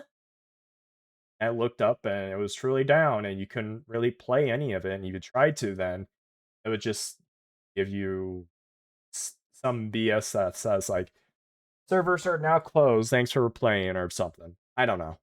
24 agonizingly long days, an entire community was locked out. And in the fast-moving world of online gaming, 24 days is an eternity. Players who had made MAG their go-to game had no choice but to seek refuge elsewhere. I mean, this outage couldn't have occurred at a worse time, honestly. MAG was starting to turn itself around. By the time the servers came back online in May, the damage was already done. Players moved on. The servers once bustling with the chaos of 256 players were suddenly empty. Many players who left during the blackout simply never came back. The trust in the platform was also shattered, and the momentum that Zipper had worked so tirelessly to build was gone. The PlayStation Network outage was truly the point of no return for MAG. And the worst part is that it was a disaster that no one could prepare for or change. It's one thing when a game has a bad launch, poor balancing, or maybe it just needed more time in the oven. But your console's network being hacked? I mean, what are you supposed to do? The aftermath of the PlayStation Network outage cast a long shadow over Zipper's shooter. The once thriving battlefields of MAG grew noticeably quieter. While a core of dedicated players remained, the game never reclaimed the critical mass of players it needed. For a game built for 256-player warfare, a dwindling player base was a fatal problem. It became harder and harder to fill domination matches, and the grand scale that had been its greatest strength now only highlighted the emptiness and shrinking player base. It was clear to Sony,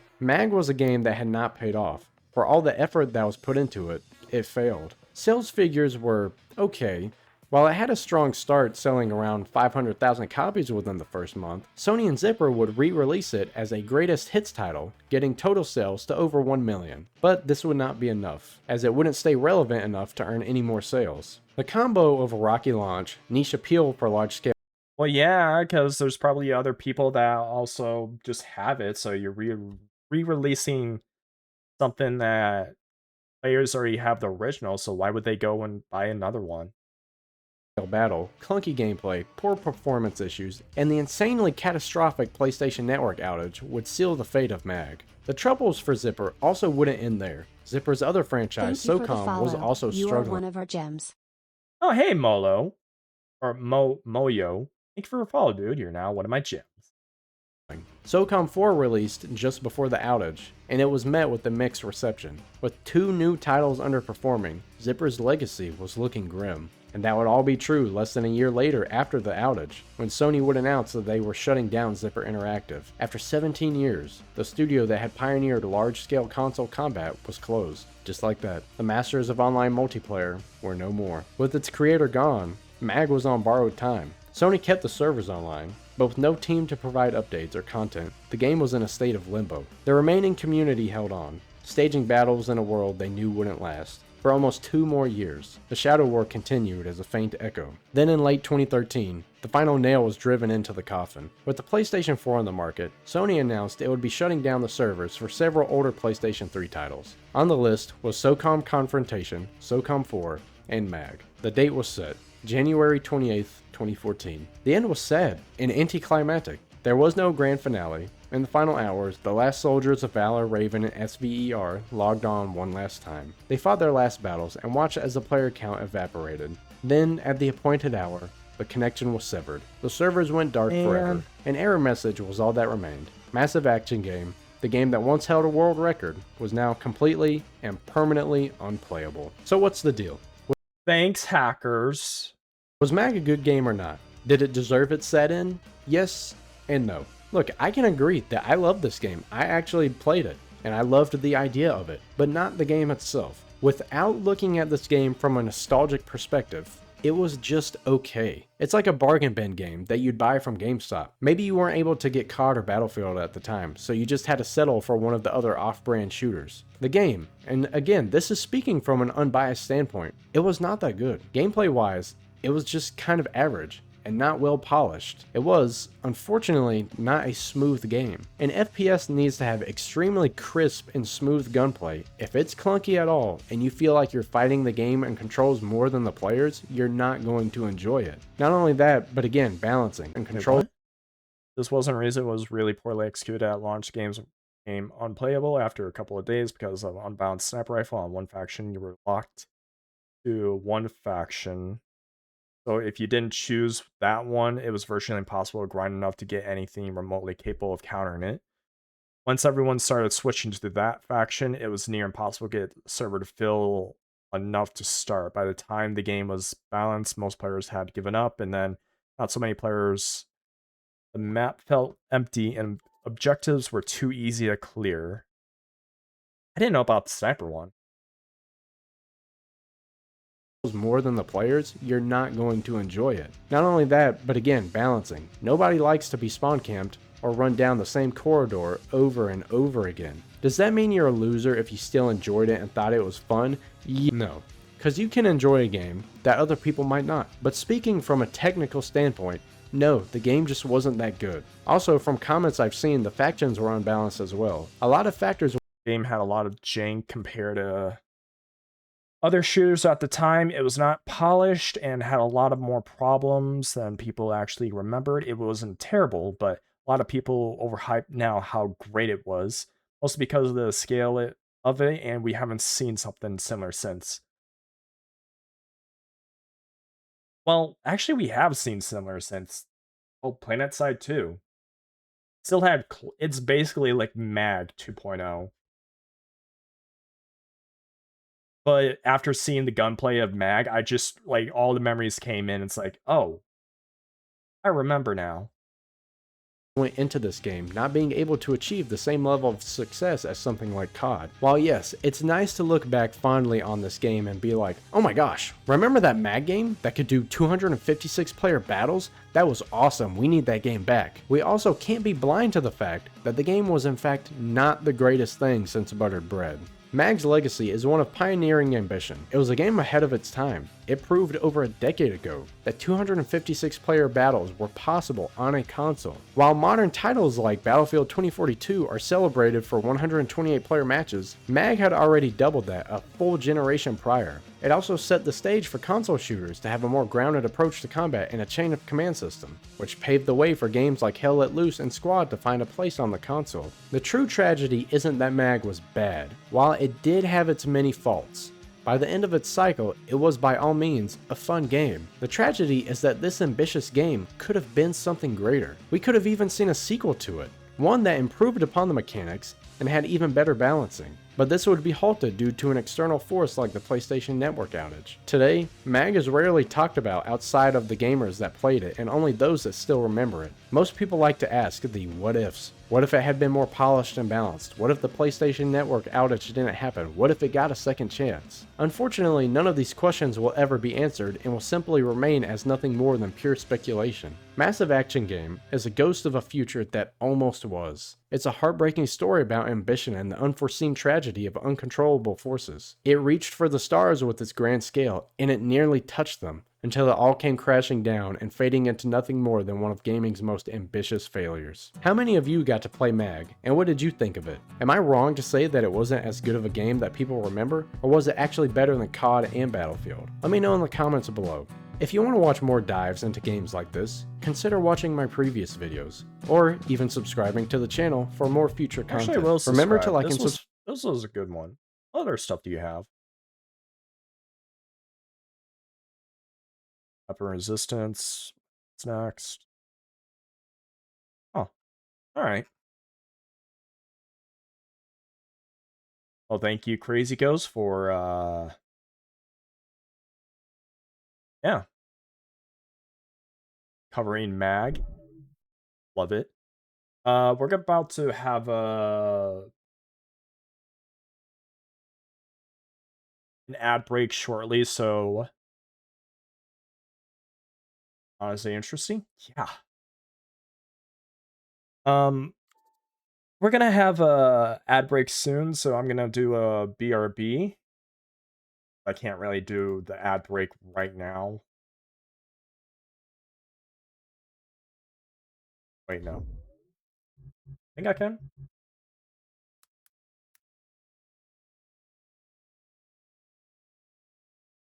Okay, yeah, no, I can just run a 1-minute ad break.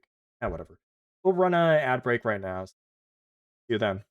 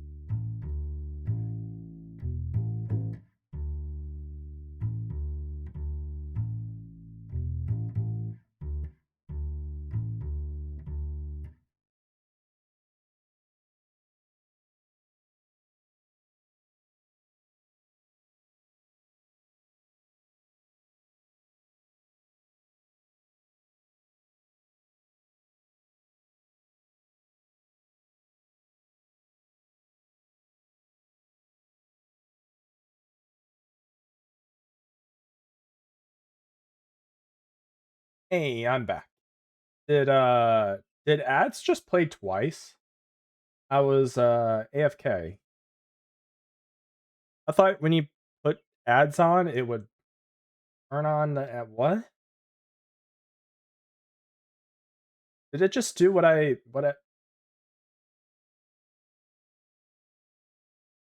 freaking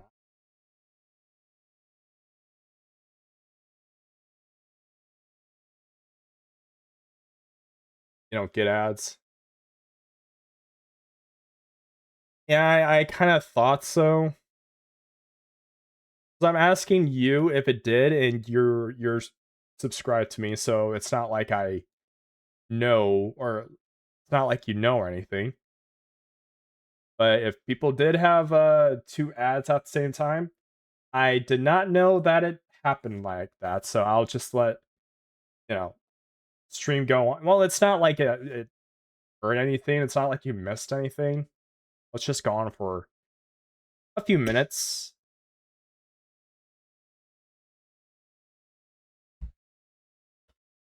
I was just having to walk around because it was so humid and hot. I can't really do anything here. I just went to the fridge, got an apple, ate it, and came back. Alright, let's see. Go to stream once again. See about this friend slop. Made by Circle Tunes HD.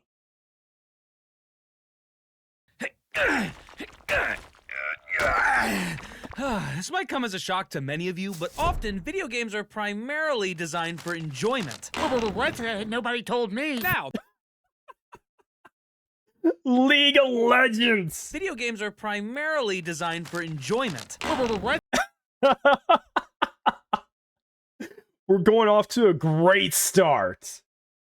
Nobody told me. Now, that's obviously simplifying an entire category of entertainment. You can cry, you can scream, you can learn, you can...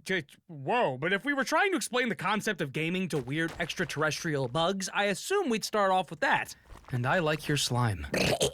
But as prices go higher, free-to-play gets less free, co-op modes get abandoned, and the carrot on the stick gets further and further away, it starts to feel like the aspect of pure, simple whimsy is put on the back burner for tedious crap. That next achievement, that next unlock, that next skin, there's so many ways video games try to keep you tethered and then subsequently craving Oh, I hate that. God. the next shackle. Why is that a thing? Why is that a thing? Fun for the sake of having fun with no other incentives involved for a while there was kinda dying out as a concept, especially in multiplayer games. Now, the ape-like primitive reward system will obviously still function in our brains forever. I pressed the button. I get a grape. You put a pill in this, didn't you?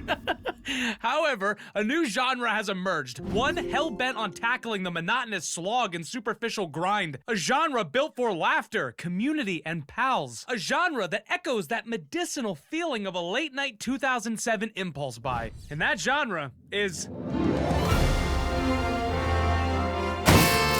Okay, you got me. Get under the couch. That name... Friend slop. I don't know how I feel about that, but we call it friendship game instead of friend slop. I don't know. Am I the only one that thinks that friend slop seems a little bit more derogatory? Is that the right word?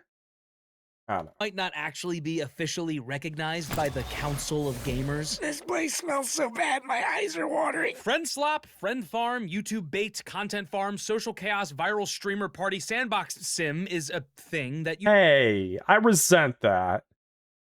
you've probably already played. And yes, I understand a lot of those phrases and titles are actually ridiculing the entire space, but while this genre remains kinda nameless, I'm just gonna say friend slop for now because I also happen to think it's funny. Lethal Company, Repo, Majorina, Content Warning, RV There Yet, Yap Yap, and the best one, you know what it is, baby, Peak. This genre is almost definitionless. They're only loosely held together with a simple cooperative goal. Get thing, go there, say this, do that, but the objective, or lack thereof, is mostly a thin adhesive used to stick any sort of wacky hijinks machines to a shared experience. Falling, dying, trying out an item. I don't feel so good. Playing these games is akin to a dumb baby chewing on everything to learn how it works. Pitter-patters. There's hardly any rules to what makes a friend slop game. In a nutshell, these titles are usually proximity voice-based multiplayer cooperative experiences with a heavy emphasis on self-sabotaging collaboration. What is necessary to progress is often shrouded in metaphorical booby traps and real ones. The effects of abilities frequently extend to players in addition to enemies, and actions and roles are strategically made asymmetrical, forcing players to make concessions either for themselves or for the greater good of the team. Who's carrying the piano or watching the cameras? Who gets to eat that last egg? This might be the only genre where the supposed purpose or goal of the game takes a backseat to the aspect of playing the game in the abstract. I was just gonna mention the sponsor of this video. Oh yeah? Were you? Take him, boys. This video is sponsored by Opera G. No, let's not watch. Or maybe do? For absolutely no reason. Oh boy, I think I'm gonna open a second tab. Check this out. Opera GX lets you limit the RAM and CPU usage with a built-in VPN and ad blocker, so the next time you need a companion wiki to play a game you like, it's not chugging your frames. I have no idea how this crafting system works. And if you're watching a video from that same wiki, the new video pop-up feature lets you overlay that tutorial seamlessly while you browse or play games. And here's my favorite you can part do by that? far. You're gonna love this. Even with games? Huh. The new GX mod system allows you to download, create, and customize literally everything from the sounds, visuals, symbols, and even the startup animation and taskbar icon. And now that you're watching this, you are legally obligated to go download the official Fool's Blade mod pack. No, but all my settings are on my other browser. This is so embarrassing for you. Opera GX has an import tool that allows you to quickly import all your settings from Why? your previous browser to Opera GX. Snag your bookmarks, cookies, and even browser history. Okay, maybe leave that with your old browser. So if you haven't already, click my link in the description to download Opera GX and my Fool's Blade mod pack for free and bring some whimsy back to your browsing. All right, back to it. There's definitely levels of cravings for this in other games. I never Take a played look at that game. Arc Raiders. The proximity voice makes talking. Negotiating. Just saying hello. Oh my god. Really fun and interesting. I've been told to play this game so many times, and I just don't want the stress of Arc Raiders, honestly. I do not like these types of games, honestly. Like, last time I played it or played any of those was like Fortnite, and I'm just like, nah. Because there's genuinely almost zero benefit to doing this, other than the shared joy and communal experience of making momentary friends in a constantly hostile environment. I guess you could argue if you're not a good shot, begging for your life is a benefit, but it's always quicker to shoot first and ask questions later, but many choose the don't shoot emote instead. It's far more beneficial to drop a group of 3 and take all their resources, but lots of people will call out, You good, bro? We're cool if you're cool. surrendering resources. Just yell at them. Like, are you cool? Yeah, we're cool. Shoot me, right? And bargaining with other players isn't necessary whatsoever, but as humans, we crave this experience above all else because it makes us feel something greater than the acquisition of the items themselves. But friend slop games purposely sacrifice efficiency as a main mechanic, shrouding entire concepts and features behind vague how-tos, rough explanations, or a fuck around and find out structure. Hasbo. The actual, real objective is to be... I'm gonna crush something real quick. A lot of annoyingly cynical internet losers think these games are made exclusively for content creators only. And yeah, comedy-focused games undeniably benefit from being silly clip farms, but to act like people without a fucking following can't enjoy, laugh, and create those same moments is just nonsense and almost like digital classist in a way. Oh, you're playing the game for the sheer enjoyment and not to exaggerate your facial expressions for clickbait thumbnails? How penurious. If Are we talking about how these quote-unquote friend slop games are for streamers? I don't know. I've seen a lot of lobbies that have, and even in Lethal Company, just have, you know, people playing. Oh, I don't get the whole thing about that. anything, playing these games with friends in a Discord, laughing and goofing off is a far more authentic experience and should be celebrated above all else. Fuck! Anyway, I really like killing my friends. Laughing with your friends is the main objective here. Sure, Peak has, well, the peak and badges. Lethal Company, Repo, and Content Warning have levels and a shared point system that progresses the run. But think about the actual moments you remember, even years later. I bet you can't tell me your highest quota or how much money you made off that one item, but I'm sure as hell you can tell me about that time your friend was cut off mid-sentence as he was dragged into hell, or that time you did that perfect outro, or that time your buddy completely airballed the shelf shroom and flung himself off the fucking cliff, never to be recovered. Moments that left you laughing so hard you struggled to breathe. These moments are worth everything, far more than any unlock or worthless Steam achievement. These comedic moments help us grow as people, as friends, as family. I know that sounds dramatic, but I think the genre has really found something not only deeply important, but incredibly neglected. The Fluff and Fanfare has been gutted for the absolute mission to make sure you and your friends have the most fun experience possible. And not only are these games good for your soul, they're good for the entire industry. Like, even a lot of streamers will play like that, just streaming it so it's genuine with people. I don't understand. And there's quite a few people that want to record it just to remember the memories of you know, playing it with friends and just uploading on YouTube and not really using using YouTube as sort of, you know, just a thing to like post there so you and your friends can, you know, laugh at it. Oh, $200 for checklist quest. Oh, let me purchase this one on my Klarna. Listen, man, you're fucking up your life with this Klarna shit. You gotta stop. Oh, but it has over 2,000 collectibles. Stop, just, oh my god, shut the fuck up. Oh, damn! Extremely lukewarm take here. New games are too goddamn expensive to manufacture and to purchase. There's actually a really good video on this by a local genius. They're calling him the first smart person, dumb person hybrid. Check it out, it's a good video. But another wonderful benefit of these games being fun forward and not flashy bullshit forward is they're often, if not Wait a minute. being fun forward and not flashy bullshit. Is that the AI version? It has to. Look at how good the freaking graphics are. Is it the AI scanning BS we're talking here? Because I mean, yeah, you can have a like. Okay, so we are at the top of the top when it comes to graphics. Literally right up there. Like, we cannot go any higher than what we're seeing now. Like, sure, we can like amp it up so we can see the pores from his like eyes, from his face, but like this is good. This is not going into Uncanny Valley. This is good. Like, can we focus on more of the gameplay aspect, you know, actually having fun now that we have realistic graphics like this? No? All right, fine, help. Here's to your game flopping because you focus on graphics. Forward is they're often, if not entirely, affordable to produce and play. Pig was made in like 4 weeks and it sold a fuck trillion copies! You don't need hyper-realistic graphics to giggle. The best way to make a comedic physics engine is to have the art style be simplistic and easy to read during the chaos. Games like Wobbly Life, Humans Fall Flat, Gang Beasts, Party Animals, and Totally Reliable Delivery Service realized this long ago. Accessibility and price is so damn important here because these games require you and your entire friend group to buy an individual copy. And if the game you're proposing is $7, that's gonna go over a hell of a lot better in the Discord than if the game is $70 fucking dollars. Oh god. I'm still waiting on the discount prices. Freaking, speaking of, going back to Resident Evil.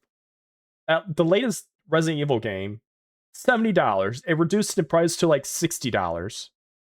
And I'm just like, can we have it more than like, or less than $50? Then I'll buy it. Because buying it for $60 still feels like I'm paying full price, honestly. Love to play, man, but my rent has gone up 7 times this month. Something just came across my desk, fellas, and it looks incredible. It's called Hammer Rat. 6 of us are going to be scuttering little vermins trying to eat household groceries while one player is going to try to beat us to death with hammers. I'm not really sure. It's $6.99. And it's so motivating for... Not gonna lie, that sounds fun. game developers, veteran devs, or ones that are just getting started. You've probably looked at these games and been like, man, I can make something like this. That's the thing, you fucking can! So many of these games have sold millions of copies with either minuscule budgets or straight up non-existent budgets, developed on a singular computer sometimes. Sure, solo devs have been a thing forever. Party games have existed forever too, but honest question, have we ever seen these styles of games, these proximity-voiced, social hangout, silly goof-off Friday game night games on the main streams, these proximity-voiced, social web fishing, hangout, silly goof giraffe? I'd never heard of this one. off Friday game night Machine Party? What are these games? games on the main stage like this? Hell no! That's awesome. That is so sick. It's encouraging in an often discouraging landscape where you feel you never have enough money, time, effort, or even skill to make a damn fun video game. The entire emotional and economic systems of this genre does a wonderful job of bringing us back to the... I bet at some point recently, maybe a few weeks ago, maybe a year, or possibly even today, you felt disenchanted by video games in general and unmotivated to even launch one. Years of Halo, Theft Auto. Didn't Aaron Hansen make something like this? I have a feeling he did. Or someone out there had. Or someone similar. Somewhere in the Newgrounds era.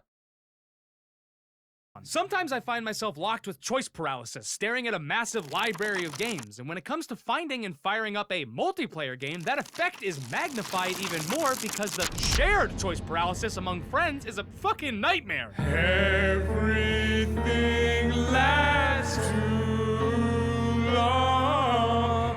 Daily quest, learning curve, 37 hours of cutscenes. I'm just trying to make it work, but it won't even load on my fucking screen. Oh my god. So you know it's been a nice breath of fresh air? Go there, get thing, don't die for a few bucks. Anyone can play these games and join in on the fun. Splintered friend groups will rally behind the low price point and ease of play. Your friend that only plays Stardew Valley, they'll play Peak and they'll love the fun art style and the little bug guys. Your friend that only plays Apex, they'll play too, and they'll have the best movement of the group for sure. And your friend that barely plays any games at all, I bet you could convince them to hop on as well, and I guarantee you they'll laugh the loudest. I truly hate that the internet has taken the aspect of playing a game for fun and laughter and not nebulous rewards and cynically mocked and labeled it in a way to make it seem invalid or stupid. This genre is anything but slop, so let's start calling them what they really are. A friend-like. Naturally, countless motivations draw I like that. Instead of friend slop, it's friend-like. I like that. Players to video games, an engrossing story, a competitive sweat, an artistic message, or maybe just a distraction or after-work ritual. But a category I think we lost on the way is friendship. Arcades are relics. Couch co-op is dying. Non-PvP multiplayer is being eradicated. The planet's dying. The government hates us. The animals are leaving and the aliens aren't contacting us. We might be alone. It just might be you and me. That's okay, because do we really need anyone else?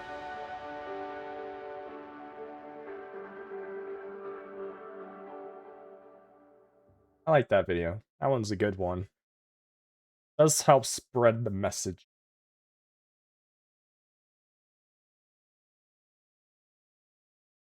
Thank you, Circle Tunes HD.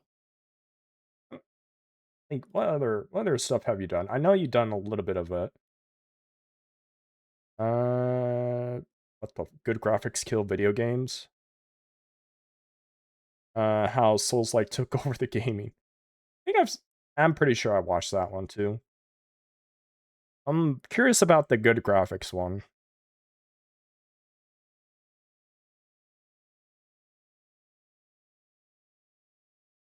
You're watching this video most likely from a phone, possibly a computer or a TV, and if you're really freakish, maybe even a smartwatch. Hey man, you okay?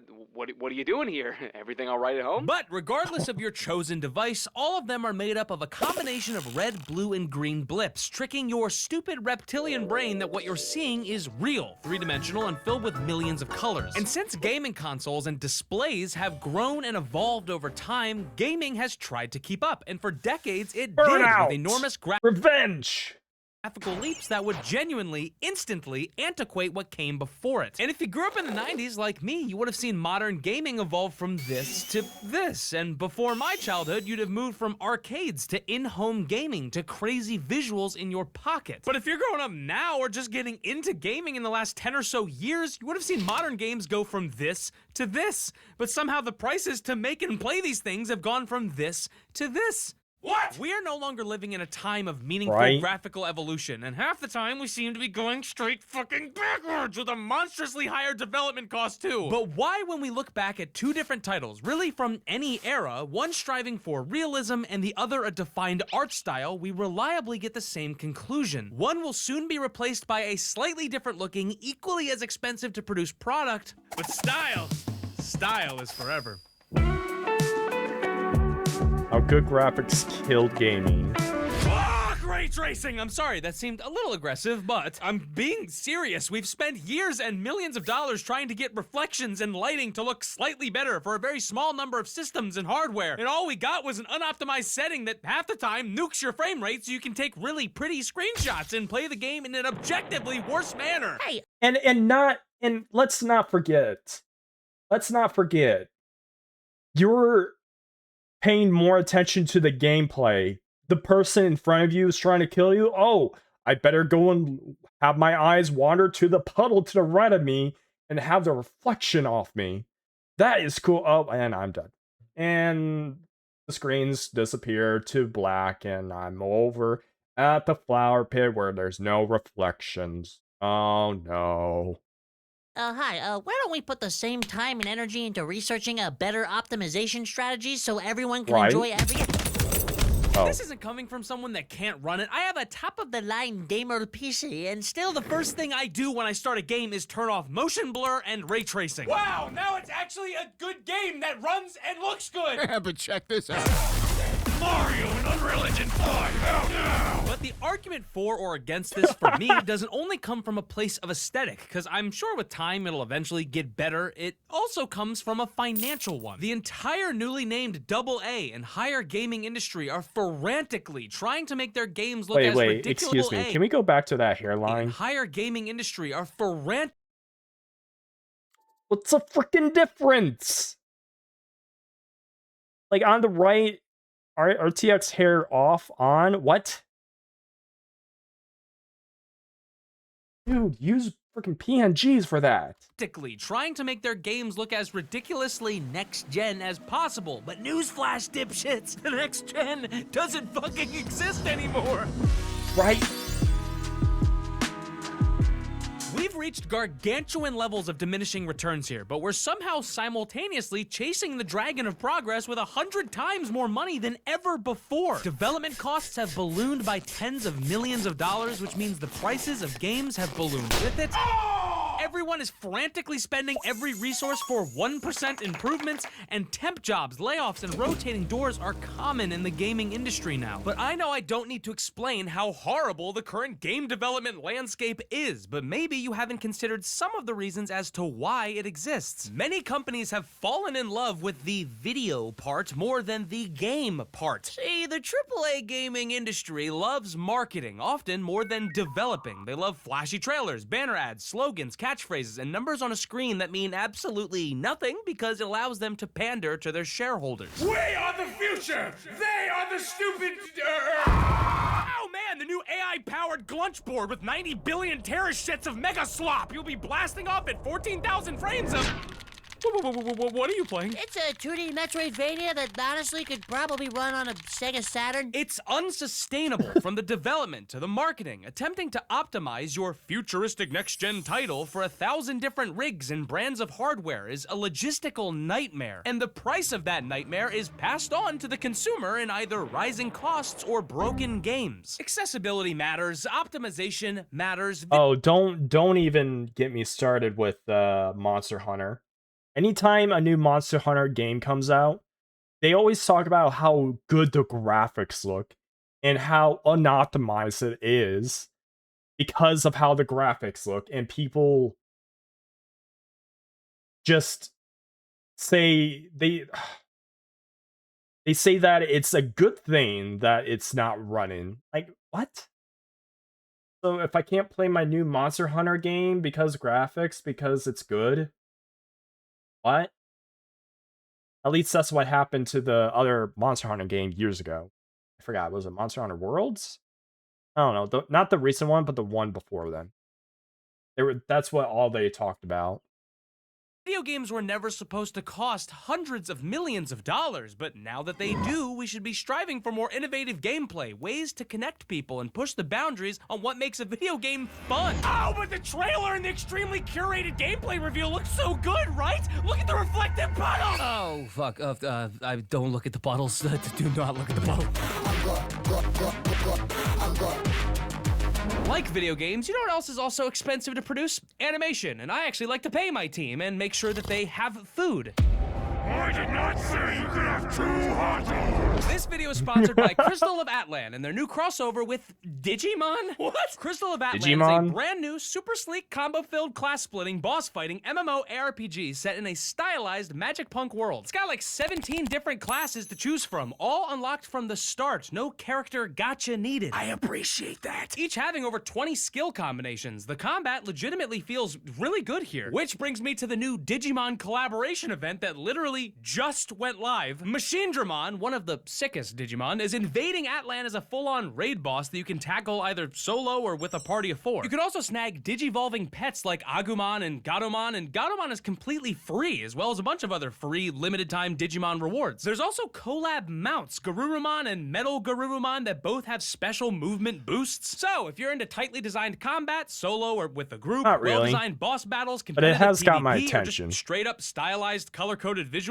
and magic technology-fused character designs, check out my link below. And thanks again to Crystal of Atlan for sponsoring this one. Go and send them some love for supporting your boy. Back to the video. Biblioblames, shockingly, actually haven't been impacted by inflation as much as you may think. In the 90s, PS1 games were $50, and Nintendo 64 games were often 60 to 70 fucking dollars. Fun fact, that's actually where the 64 comes from, because it was 64 No. adjusted for inflation. That would be No, it's because 64 pixels, not $64, you idiot. I know you're selling a joke, but still.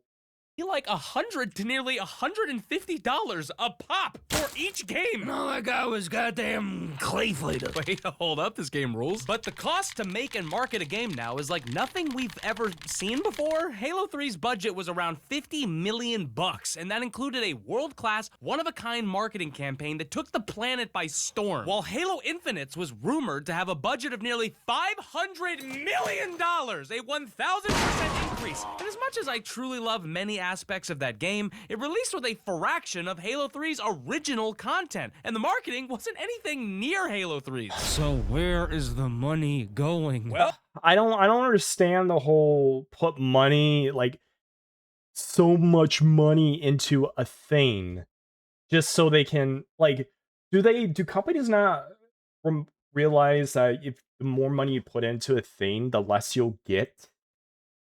Because if you're putting, 500 million into it and then you're selling it for, I don't know, 60 million, and most of your players aren't going to buy it because reasons, then you're kind of lost. Like, you should be putting less into it and more into, like, some other gameplay, not the graphics. oh, game dev teams are armies now. Keeping up with modern hardware is beyond difficult. The marketing world is wider and more saturated than ever. Shipping physical games is becoming a detriment, and post-release support is now mandatory. This is why the prices of games are skyrocketing. Subscription-based models that allow companies to pre-plan budgets are getting more popular, and microtransactions and bleed pricing is getting more commonplace. And if we want all of these things to stop, I'm not kidding when I say games need to be smaller, look less good, and developers need to be paid more. Blockbuster franchises used to take Meme. a few years to make, if that. Now it takes a damn decade to make a single game because the expectations are so ludicrously high. That Freaking remember when those Star Wars games came out? When, Star Wars Episode 1, there's like so many games out there, like from the same company, they could like make and shovel out, and there were like the best games you could like play, like not at the time at least, and depends on today's standards, but it's literally the one example. And another example is GTA. You could like play GTA 3, 4, and I think San Andreas all in the same decade. And now we have GTA 5 that was like what? Like 15 years ago, and we're getting GTA 6 later this year or next year. I don't know at this point. And people have started making so many rumors about it. So many, no, not so many. So many jokes about like, oh, we got this before GTA 6 came out. Like, are you kidding me? That's why indie titles, stylized titles, innovative, weird titles are becoming so popular as of late. And yes, R&D is worth something. Yes, it's in our best interest to strive for better. And yes, we should always be trying to evolve our art. But can we wait until it's more fucking affordable? Nintendo, I feel, is a perfect example that encompasses all the good and bad here. Check this out. Nintendo launches an extremely affordable console that breaks nearly every record ever, but it runs on leapfrog hardware and a dream. Most of their games look extremely good, even on the weaker hardware, because again, a concrete style is worth far more than high-fidelity realism and graphics. But because of that same lacking hardware, some games run poorly or are forced to make optimization cuts, either in graphics or frame rates. So what does Nintendo do? They work on a second console, this time far more powerful than the last, one that can run modern-looking games but maintains the hybrid gimmick. This causes the price to jump up, and even though it's still on the mid-end of modern consoles, it's seen as greedy, despite gamers begging for this exact upgrade. But I don't want the price! Then why did you ask for it? Now, games being 70 to 80. Okay, but I was waiting for the price drop on this original Switch, and it upped in price. $80 is complete bullshit. It's not the highest we've ever seen by a long shot, but it's also obviously not the cheapest, and the new tariffs and trade war doesn't make things easier at all.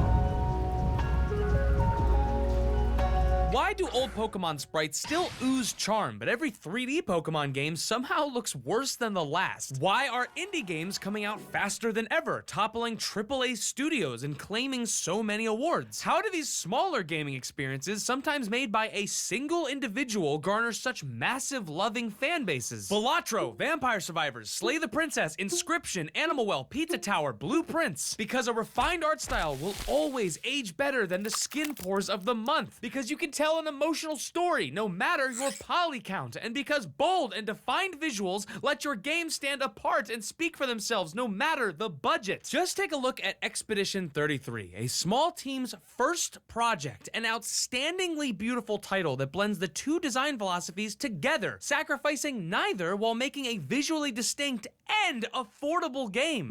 By the way, this is like one of the best games I've played in the recent decade. If it doesn't win Game of the Year, I might actually like lose my mind. And this isn't like nostalgia glaze either. This effect happens time and time again, and not just with modern indie games, the gaming industry as a whole. Look, Last of Us is an incredible game. No argument there. One of my favorites. Yeah, but we don't need a Last of Us every single other year. Oh, the Last of Us remastered, or excuse me, The Last of Us on next generation, Last of Us remastered, The Last of Us on the other on the next generation. Oh, The Last of Us 2, The Last of Us remake, The Last of Us, like, I get it. I get it. I don't need more Last of Us games. I've enjoyed the first game, okay. And then I was like thinking, the remastered's okay. And then it just kept going out and more and more and more until I'm just like, are you kidding me? You have anything else? Are you creatively bankrupt? Are you serious? Anyways, let's move on. Obviously, a very high fidelity and pretty game, especially for 2013. And by the way, do you want your brain to like fucking melt? Last of Us released a year before Dark Souls 2. Yeah. Wait, what? That even makes it more hilarious what I just said. Oh. But do we really need to remaster The Last of Us so many times to the point where you can't tell the fucking difference? What I just said. What I just said. The point of this, what the hell does this mean? You all are spending millions on something I can't fucking say! Now, none of these arguments mean bunk shit if I can't point you towards a modern game that encompasses all of the attributes I'm seeking in a title. Affordable for the consumer, low development costs, balanced and sustainable work environment, gameplay first framework, kinda indie but kinda not indie, no long bloated playtime, stylized graphics that will age beautifully, heart, soul, and dare I say it, fun! What the hell? A game's priority being fun? I give you one of the most innovative, impressive, Wait, did he and just- genuine. Hell, a game's priority being fun? Oh, I thought he did the happy face thing. Or the smile thing.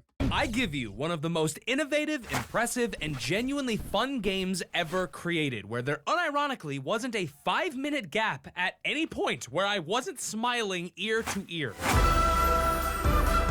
I could sum up this title in one word, it would be hybrexneotheristic, which I made the fuck up because there's no actual fucking word in the English language that can describe how good this game is. Is it? From the very first second to the last, this game assaults your senses with a bombardment of creative ideas, only to throw them away 5 minutes later so they can fit in another dozen crazy mechanics into the same section of the same level. It's downright baffling how many fun and interesting gameplay ideas are packed into this 12-hour game and how often they build off of them multiple times. Not only is Split Fiction insanely fun, but it's optimized beautifully, runs like butter, and looks so damn good. I've never seen a studio flex how comfortable and confident they are like this. It seems like every art asset, set piece, landscape, color, style, and effect was lovingly crafted with zero internal friction. Everything is on full display here with unabashed passion and heart. This game is a 10, but it's not just a 10. It's a 10 that also They're has a fucking buddy puddles. pass, so your co-op partner doesn't even need to pick the already affordable game up to play the entire experience. It's a 10 that pursued a timeless, cost-effective, beautiful art style. It's a 10 that prioritized the player over the profits. It's a 10 that proved you can still develop a Game of the Year contender without spending hundreds of millions of dollars. But maybe, most importantly, it's a 10 that I know I can replay in 20 years and it will still be as good as I remember it.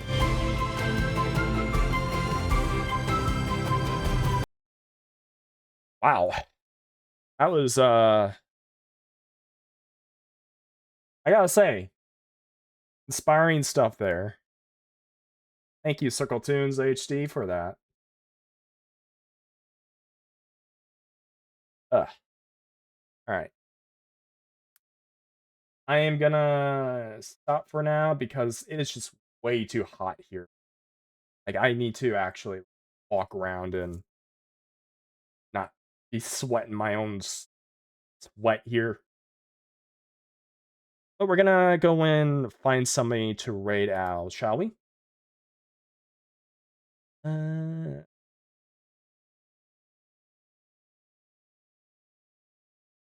Yeah, thank you, Dream.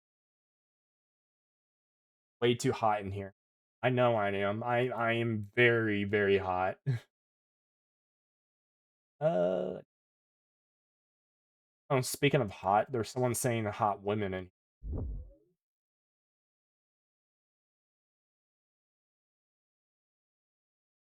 Oh, I see. Oh yeah, no, I'm not raiding into them. They're freaking. They have over 300 followers. 300 freaking views. No way I'm doing. Oh, but we're gonna raid into someone we haven't raided in before. Playing a game that I was thinking about playing.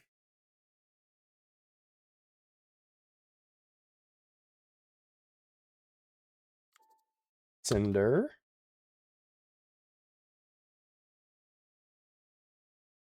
Tomorrow we're not going to be doing any. We're not going to be streaming, so I'm going to have that as my off day. And Monday, that's up in the air because of what's happening. There's card issues and possibly PC issues, so yeah. Thank you all for watching. Anything else? Not really. Okay, I'll see you again later, Jem. Bye-bye.